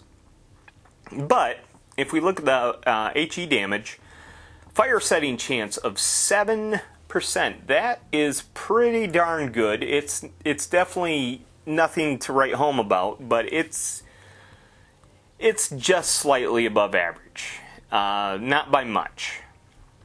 But it's something you got going for you. Now, the thing is if we look at damage per second per shell, this thing has 250, and that's with the good shell. That's with the AP shells. Not good, below average. But average damage per second per salvo, yeah, that's it. It still sucks, but at least it's closer to average. So it does have that going for it, because you got the extra gun. Most Tier 1 ships only have 4 guns on one side. So that does help it out a little bit, but again, not great. Now, where this thing actually does kind of shine is the fire chance per salvo, and that is essentially for every full salvo that you shoot off, you get a full broadside, all 5 shots, and all 5 of them hit, you've got a 30.4% chance of starting a fire, which is pretty darn decent. That's like 3rd from the highest, honestly. I mean, you're nowhere near, Chikuma or Jurian or Novik numbers. But still, it is above average, and it's by average by a decent amount, and honestly, it's even better than the Griff. And the Griff is just the fire-starting machine at this tier.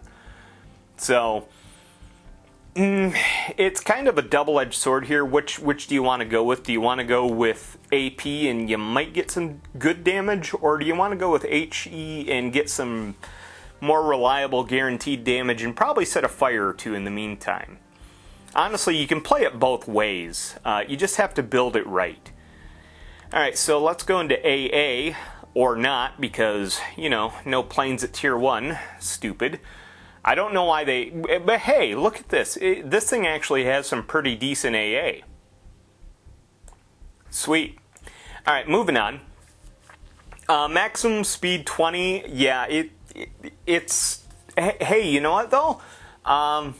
It's not the Jupiter. That's about all you can say about it.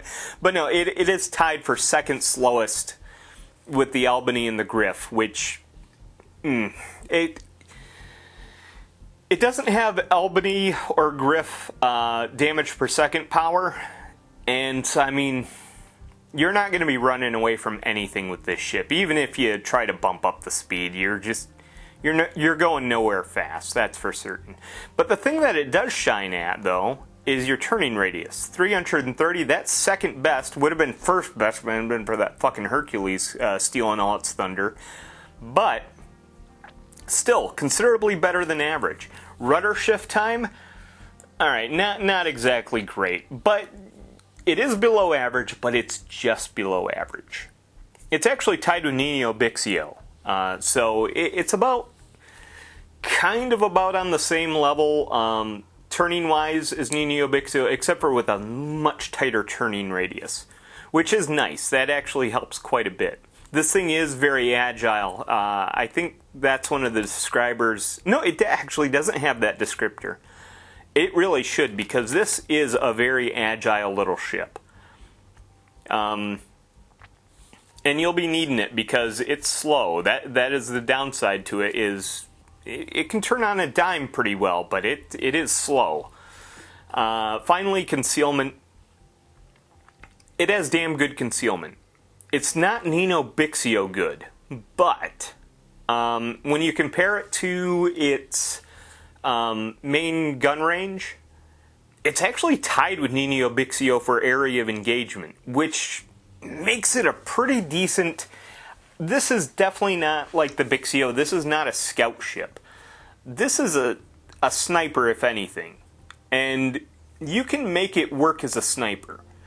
I would actually kind of recommend that. Whether you're going to use AP or HE, that's where we'd build into it. Now, let's look at what we got as far as upgrades. Oh, I bet there's just one, and I bet it's going to be a targeting system. That'll get you up to 10.4. That's pretty handy. So we'll do that. But let's look at a commander build for this. And this will obviously not Worf. Alright, so as you know, I usually go with... I'll usually show you 3 builds. And I haven't been showing you 3 builds lately, but we'll get into that. But always I start with... Henk, essentially, what is the free commander you are going to get no matter what? If you are, basically starting out the game, who do you want? You want Henk Propper, or Propper, or Propper. I don't know what his fucking name is. Always go with Hardware Henk. That's who I'd say to go with. Henk here, pretty reasonable. What build do we want on him? That's the one. Alright, so to go with wait, hold on, let me see. Yeah, Henk Propper, or Propper, Mr. Propper. Alright, so you're gonna want to go, I'm gonna go with this, yeah, that's the one I was going for. Alright, so this is your basically your free commander. It's the commander you're going to start out with. It's kind of the universal all-around, could go anywhere commander, but the Dutch only have cruisers at this point, so it's kind of silly. It's just a cruiser commander. But anyways, his terrible twin trait is actually pretty handy here. Torpedo damage, hey, that'll be useful. Secondary damage, oh yeah, that's great. But at least you'll be knocking down your reload time, and your main shell damage will be going up. Not by much, but 2% is 2%, you know? Beggars can't be choosers, especially at Tier 1. Alright, so for the first skill set, obviously, contact is imminent and no-fly zone useless. Burn it down. I'm not going to probably focus so much on HE with this ship, but it still... that's going to be your best bet.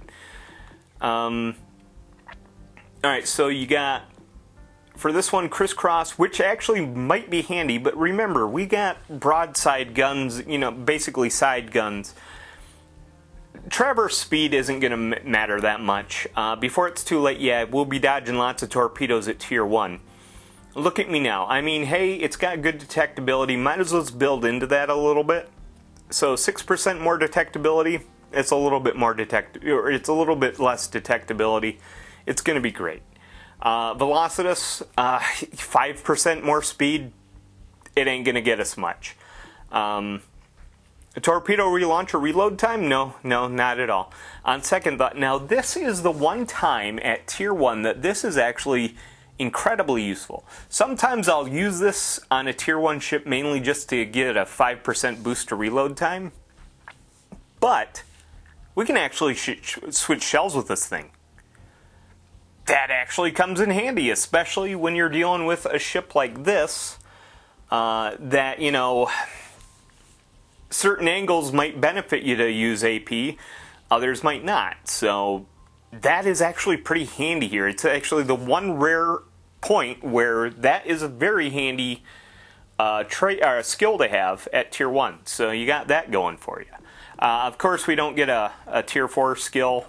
We get... one of the legendaries, though, will to rebuild, completely useless at Tier 1. Same with fully packed. Helps our consumable cooldown, but so what? No, unstoppable is the way we're going to want to go. This isn't going to be a fast ship anyways, so this will help a little bit, but not by much. It's something. It's the best of the three, I'll put it that way. Alright, so for inspirations, though, Carol Dorman is going to be fantastic for this ship. And here's the reason why. Carol Dorman has got an interesting, the stop at any cost confrontation skill. Alright, so damage against cruisers, it boosts damage against cruisers, damage against destroyers, and also grouping versus both as well. Well, that sucks. You're not going to get that bonus towards aircraft carriers or battleships. Who cares? Tier 1, you're never going to face them anyways. Go with the extra grouping in the the grouping, the damage in the grouping.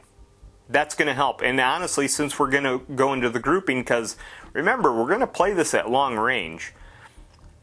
Norman Scott to boost up its main shell. The main battery shell grouping. And you can get this up to, I think, 5% total. If you got the commander maxed out. I mean, honestly, at Tier 1, you're probably not going to, but best case scenario, you want to beat up the freshmen, this is what you'd want to do. At least if you're using Henk Propper. Or Propper. Or Pepper. Henk Propper. Propper. Alright, got lost in the weeds there for a minute, folks. What can I say? Those dazzling gray eyes, they get me every time. Alright, so what does this mean for our ship? We're going to go with this as a sniper build. Hit points, not going to be affected. Battery range, once we add the booster on and the upgrade that we've done, that's going to get us up to 10.7. That's pretty decent range.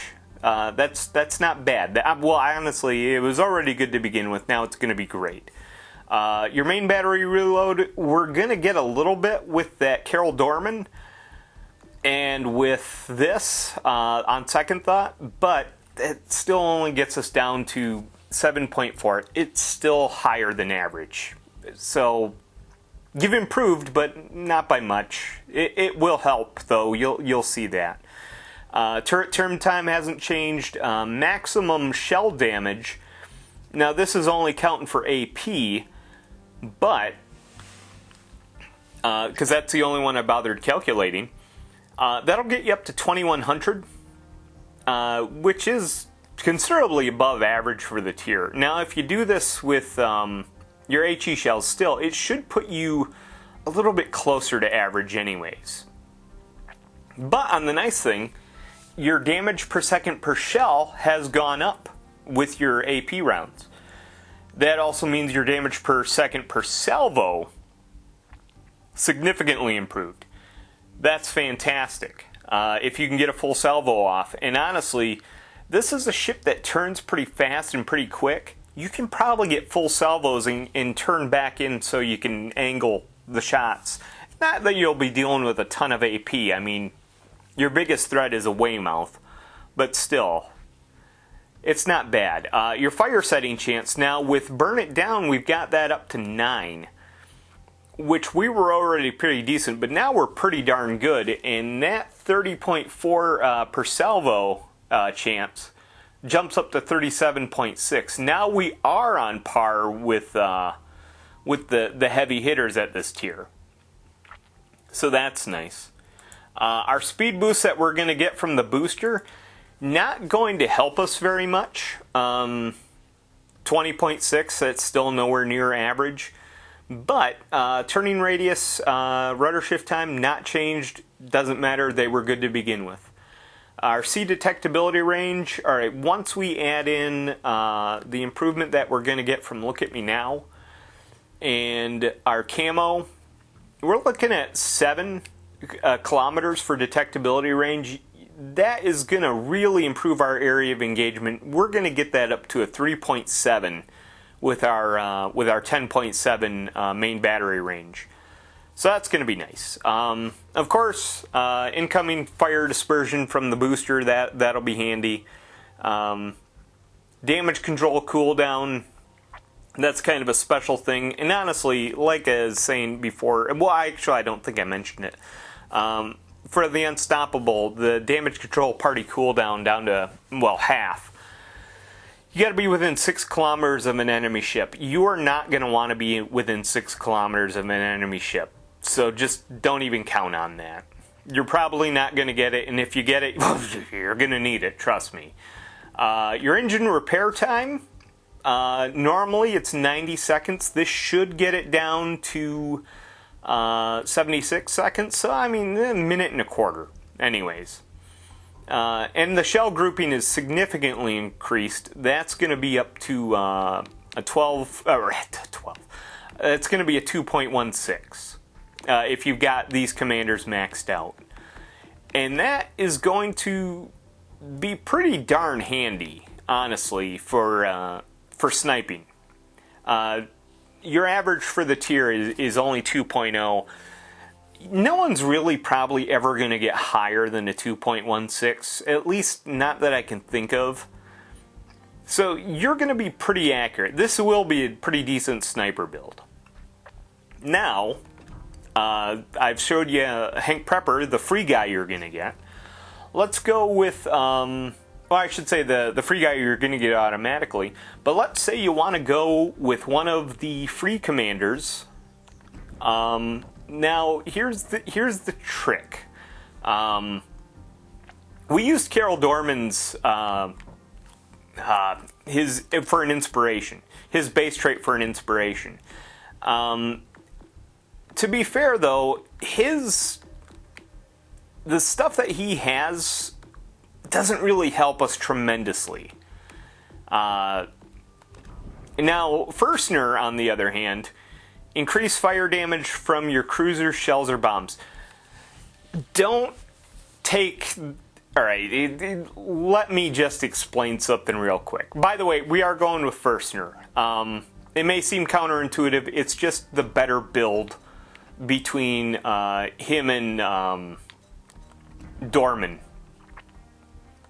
Furstner is probably going to be your best one. This is for especially building into your HE shells. Anyways, his Minister of the Navy skill. Now, this sounds very impressive. Fire damage caused by your shell cruisers. You can get that up to 5% extra damage. Here's the problem. So, anytime you set a ship on fire, you do 3% of its maximum HP per second. So it's pretty much a static amount of damage, depends on essentially the size of the ship, which isn't bad. If you do a full fire, like they don't get to put it out in the entire time that it's running, you'll knock down 9% of their HP from a single fire. This will get that up to 9.45. It helps, but honestly, it's not that good. Even if maxed out, it's not very handy. If you see this and you're tempted to use it as an inspiration, don't. It's definitely not worth the trouble. So anyways, we do have that though. That is going to help marginally. But the bigger thing is Burn It Down XXL. I mean, we could go with the extra range, which wouldn't be a bad idea. This ship is pretty good at sniping. We could go with turret traverse speed, but who cares? No fly zone, again, pointless. Burn it down, that's where you want to go. Now, we could go with Look at Me Now. Hey, we could improve our airstrike attack range. Real helpful for Tier 1. But no, we're going to build into the HE shells. Let's boost up our fire setting chance by another 3%. That's going to be handy. Go down a skill, maximum movement. We've gone over that. Aircraft range, so that ain't gonna, or aircraft speed, that ain't gonna help. Now this is where it's going to help. So cruiser detectability after firing main battery guns. Okay, 20% isn't terrible. That'll knock down your detectability. Oh, it's 20 seconds after you fire before you go. That's when it goes back to your normal C detectability range. It takes 20 seconds. This will knock it down to 16 seconds if maxed out. Okay, not great, but it's something. No, detectability, we'll get a little bit of a boost on detectability, but damage of your projectiles as well as fire flooding damage caused by them while your cruiser is undetected by enemy ships, sonar, or radar. Well, we're not going to be dealing with sonar or radar, but if you do manage to get behind an island and actually get some good shots in, that extra 5% can stack up pretty decent. So we got that, and of course there is no level 4 skill at Tier 1. All right, so for inspirations, we're gonna go with the classic combo of Rue and Dufournet. So we're basically just doubling down on HE damage. Now Rue can get you up to a 5% bonus on the HE shell damage. And Fournette's going to get you up to a maximum of 6%. So that's 11% more damage from your HE shells, and you're already getting a little boost from this if you're not detected. That's going to be handy. Oh, by the way, I totally skipped over the legendary skill. Fully packed, 1+ infinity, not very helpful. Cooldown, who cares? It's 3%. Air support, nope. Refill station gets our reload speed up. That'll help in damage per second. It's probably your best bet with Furstner. So anyways, what does this all mean for a flamethrower build, let's just call it? Well, your HP is going to remain the same, but it was good to begin with anyways. You're going to get your range up to 10.7, which is pretty much where we had it with Propper.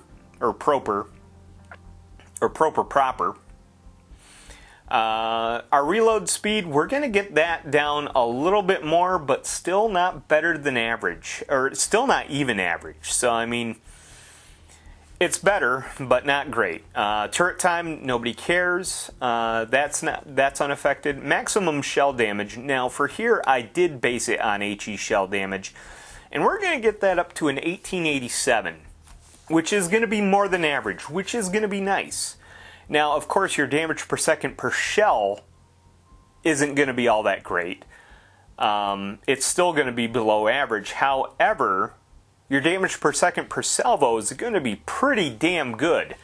If you can get a full salvo off, you're going to be doing some damage. In fact, you'll be only a little bit shorter than where you would be with the AP rounds when we built into them. So that's great. Now our fire percent chance, now this is where it really shines. We're up to 12% extra, or 12% chance of starting a fire per shell. Now per full salvo, 5 whole shells going across, that's going to jump up to 47.2%. So almost half. It's a coin flip at that point. A little bit in their favor, but it's a coin flip. You might start a fire every time you send a full salvo. 50-50 shot almost. So that's great. That's really good. Max speed, woohoo, we're speed racing now up at 20.6. Again, our maneuverability is completely unaffected by this. Our sea detectability range, not going to be as good as the last build, but 2.7 is still pretty decent. It's considerably, I mean, it was good to begin with, so you're going to drop it by 0.6 anyways. And that'll be fine.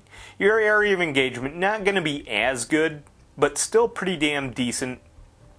No, where it's going to shine is, well, income dispersion, who cares? That's just from the booster anyways. Your damage per fire per second, again, this is not very impressive at all. I mean, like, really at all. So, nothing to write home about there either. But your detectability after main guns, alright, well, yeah, I guess that's nothing. I mean, hey, 16 is better than nothing. I'd take that over...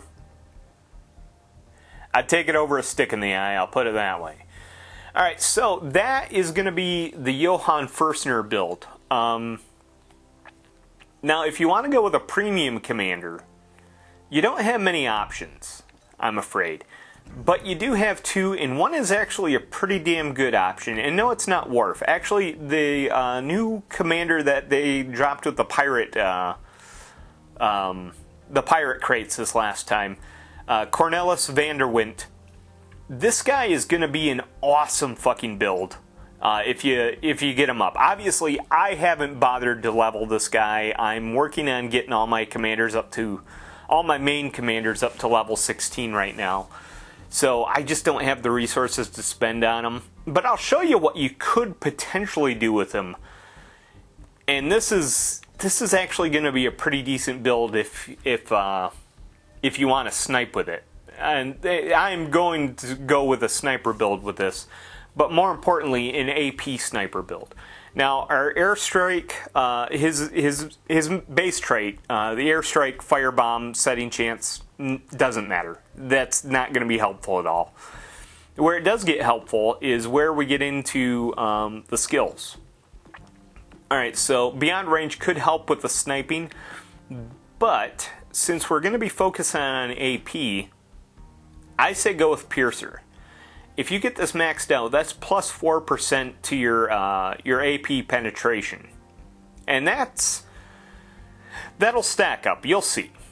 Alright, so the next skill down, Look at Me Now, or Bird's Eye View. Look at Me Now would be handy. Bird's Eye View is going to be useless. No, Punch Through is going to get us even more multiplier. Now, if you max this out, plus 6% more. On top of this 4, now you're at 10% better penetration with your AP shells. And you got to remember, these shells aren't as good as the Weymouth shells. They kind of need the extra armor penetration. So it's got that going for it. And also, you get a 10% boost to your AP shell damage. that's going to be really handy because it's already pretty decent damage as is. Now you'll have more of it. Alright, if we go down to the next one, Sponge would be a good one for a damage reduction build, but we're going for more for a damage thing. Sea Wings isn't going to be helpful, but Fixated, this is our Huckleberry. +5 for our shell grouping, -5 for our dispersion if we max this out. That's going to be helpful. It won't be quite as good as our Henk Propper build got us up to, but it's going to help because we're leaning more into penetration on this one. Alright, so we don't have to worry about 4, although none of these would be very helpful anyway. Well, actually, yes. No, actually, none of them would. I guess maximum HP might be useful. Actually, that would be kind of neat. Not really. Alright, yeah, these would be useless anyways. Pretty much got the same option for Furstner here, so again, I'm going to say refill stations, your Huckleberry. You get that reload time down.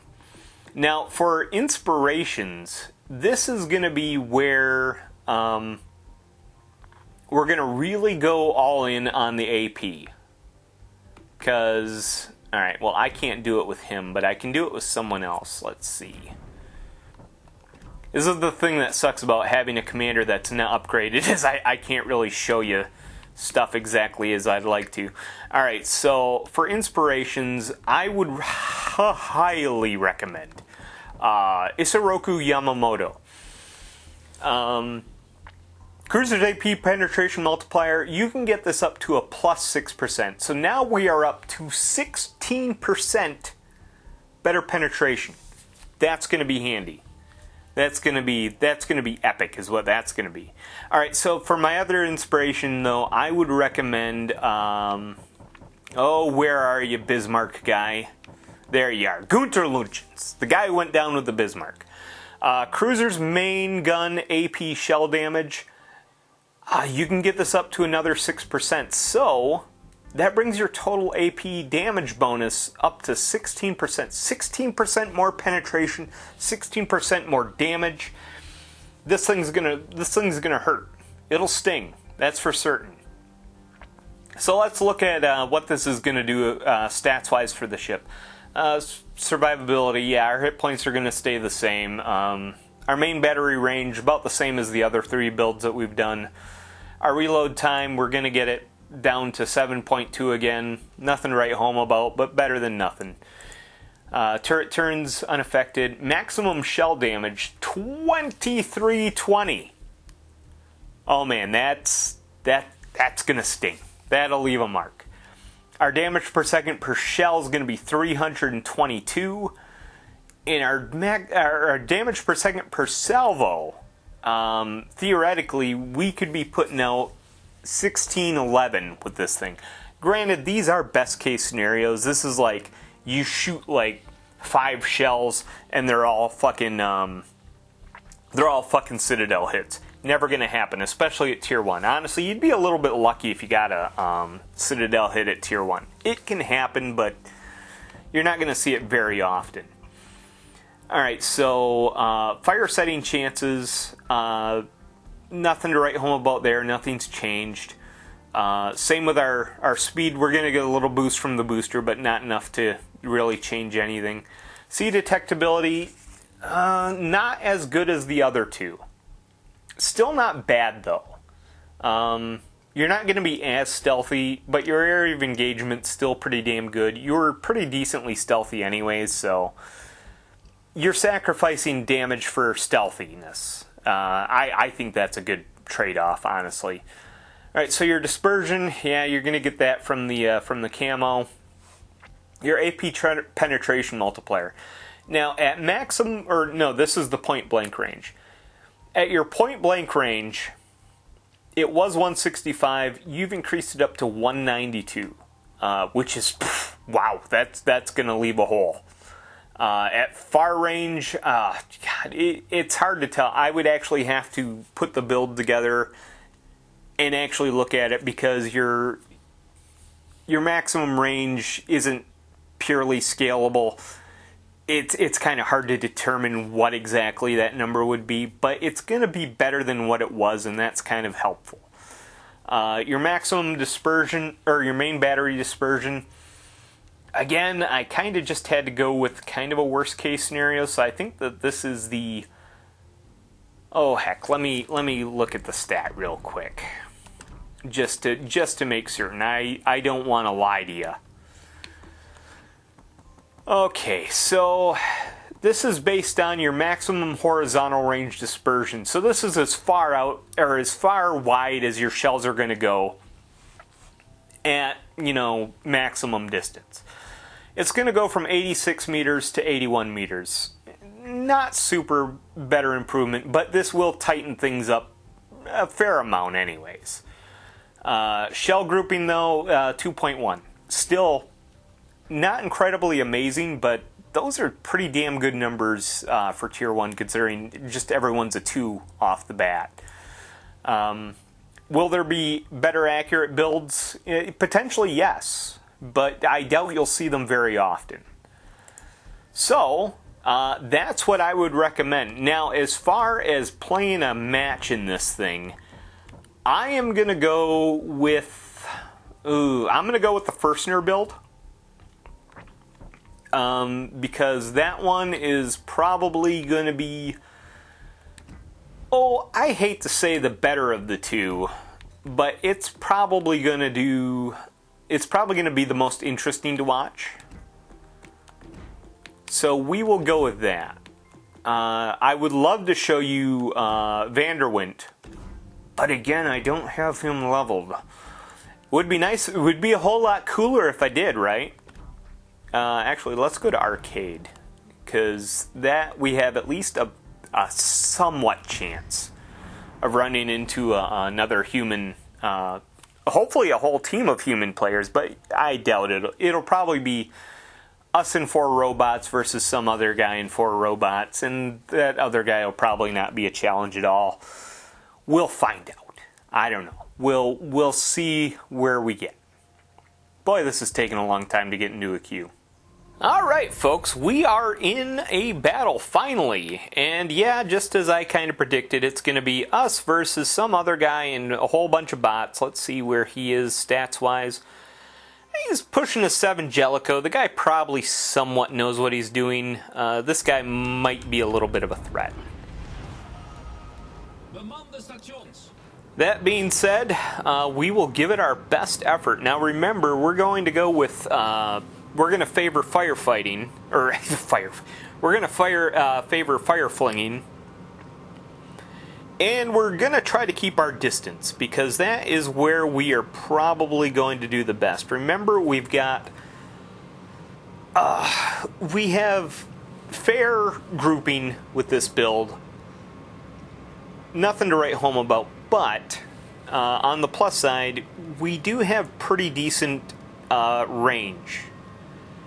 And we are very, very nimble, as you can see. Alright, maybe not super nimble, but trust me, for Tier 1, this is pretty damn nimble. Oh, it's a Hercules. Oh, I don't like that guy. We will shoot the first volley. Oh yeah, there we go, some damage already. We're gonna juke and jive and swerve and spin like a top, and hopefully he won't be able to hit us. And honestly, it's the Hercules. I'm not fucking worried about him anyways. Not even a fucking cruiser if you ask me. He's a fucking frigate at best. And now we're racking up some defending ribbons. That's nice. That's always handy. Now, who else do we got out there? Where is he? Oh, there he is. Okay. I'm going to leave him be for the time being. I don't see the need to pick a fight with a human player that is not very high up commander-wise. I'm guessing he's probably not super great. I don't want to... Like I said, I like to play Tier 1, but that doesn't mean I'm a total prick and just like to steamroll lower players. I don't think it's very sporting, honestly. Not that I'm completely above it. I'll do it if I feel like it. Like, I gotta be having a real bad day. Alright, there's Weymouth. He's over there. He's no threat. Yeah, I figured that was a wasted shot. We'll take out this Albany next. Ooh, someone is... Ooh, okay. No, we're going for Jurien. Jurien is probably one of your biggest threats. Just because that ship has the highest caliber guns for this tier. Well, actually, your biggest threat's probably going to be Weymouth, let's be honest. But, as you can see, I mean, like, we're 3 minutes in, we've already set 6 fucking fires. Honestly, I should be focusing on another ship right now. Let them burn.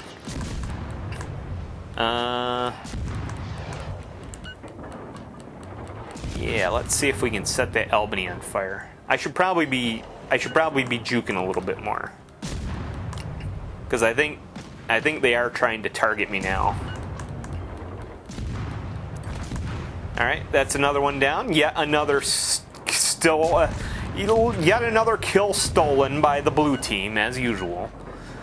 At least now it's a bunch of robots, so I can't really blame like a bunch of, kill-stealing human players, but oh well. We're all on the same team, right? Me and the robots. It's us against the world. Or at least whoever the human player is on the other team. I forgot his name already. That's how impressive he was.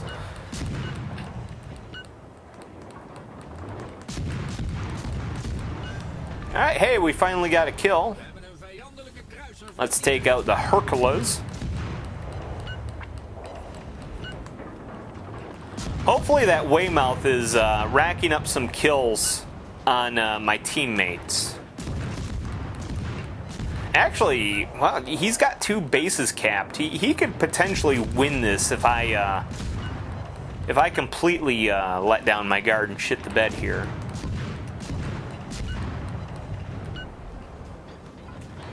Alright, Hercules is on fire.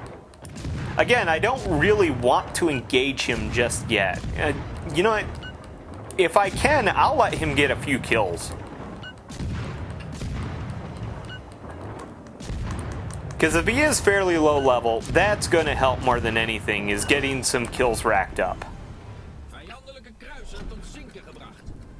Alright, the Weymouth is behind an island.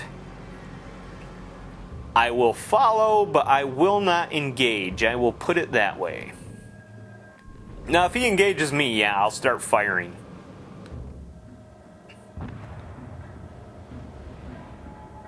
He might start engaging me now. I don't think he's got a good shot at that other ship.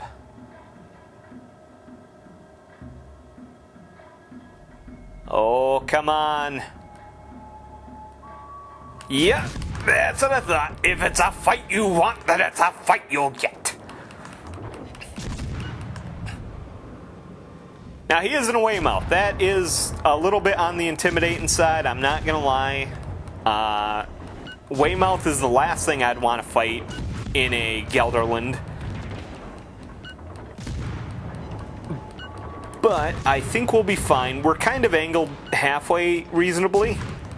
Alright, well, not reasonably enough, apparently.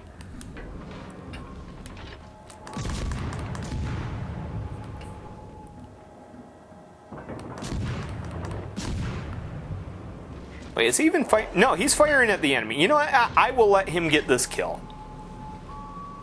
I'll let him do it. He's not actively engaging me. God, I don't want the fucking bot to get the kill, though. You know, what am I talking about? It's a blue team bot. There is no way it's going to get that kill. There we go. Hey, good job, guy.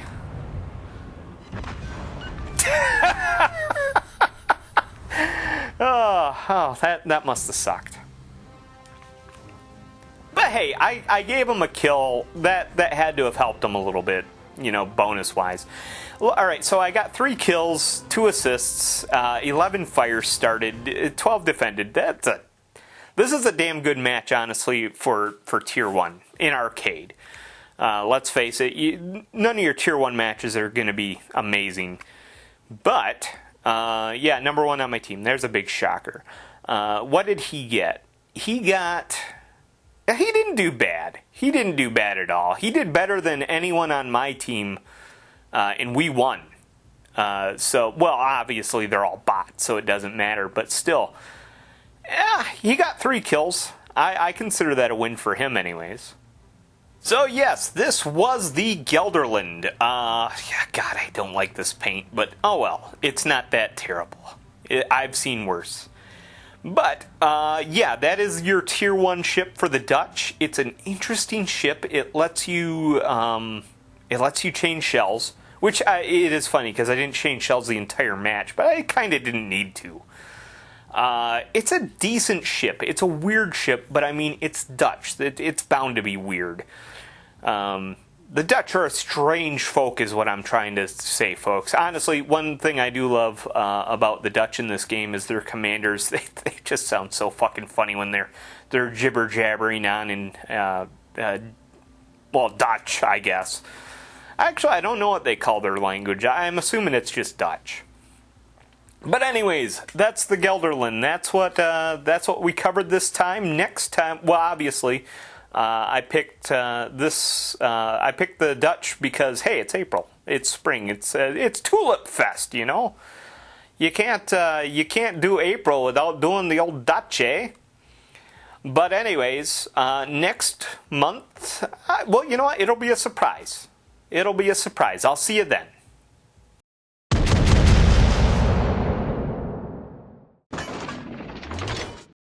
Alright folks, well that's a wrap for this video, but you know, in the immortal words of Columbo, there's just one more thing.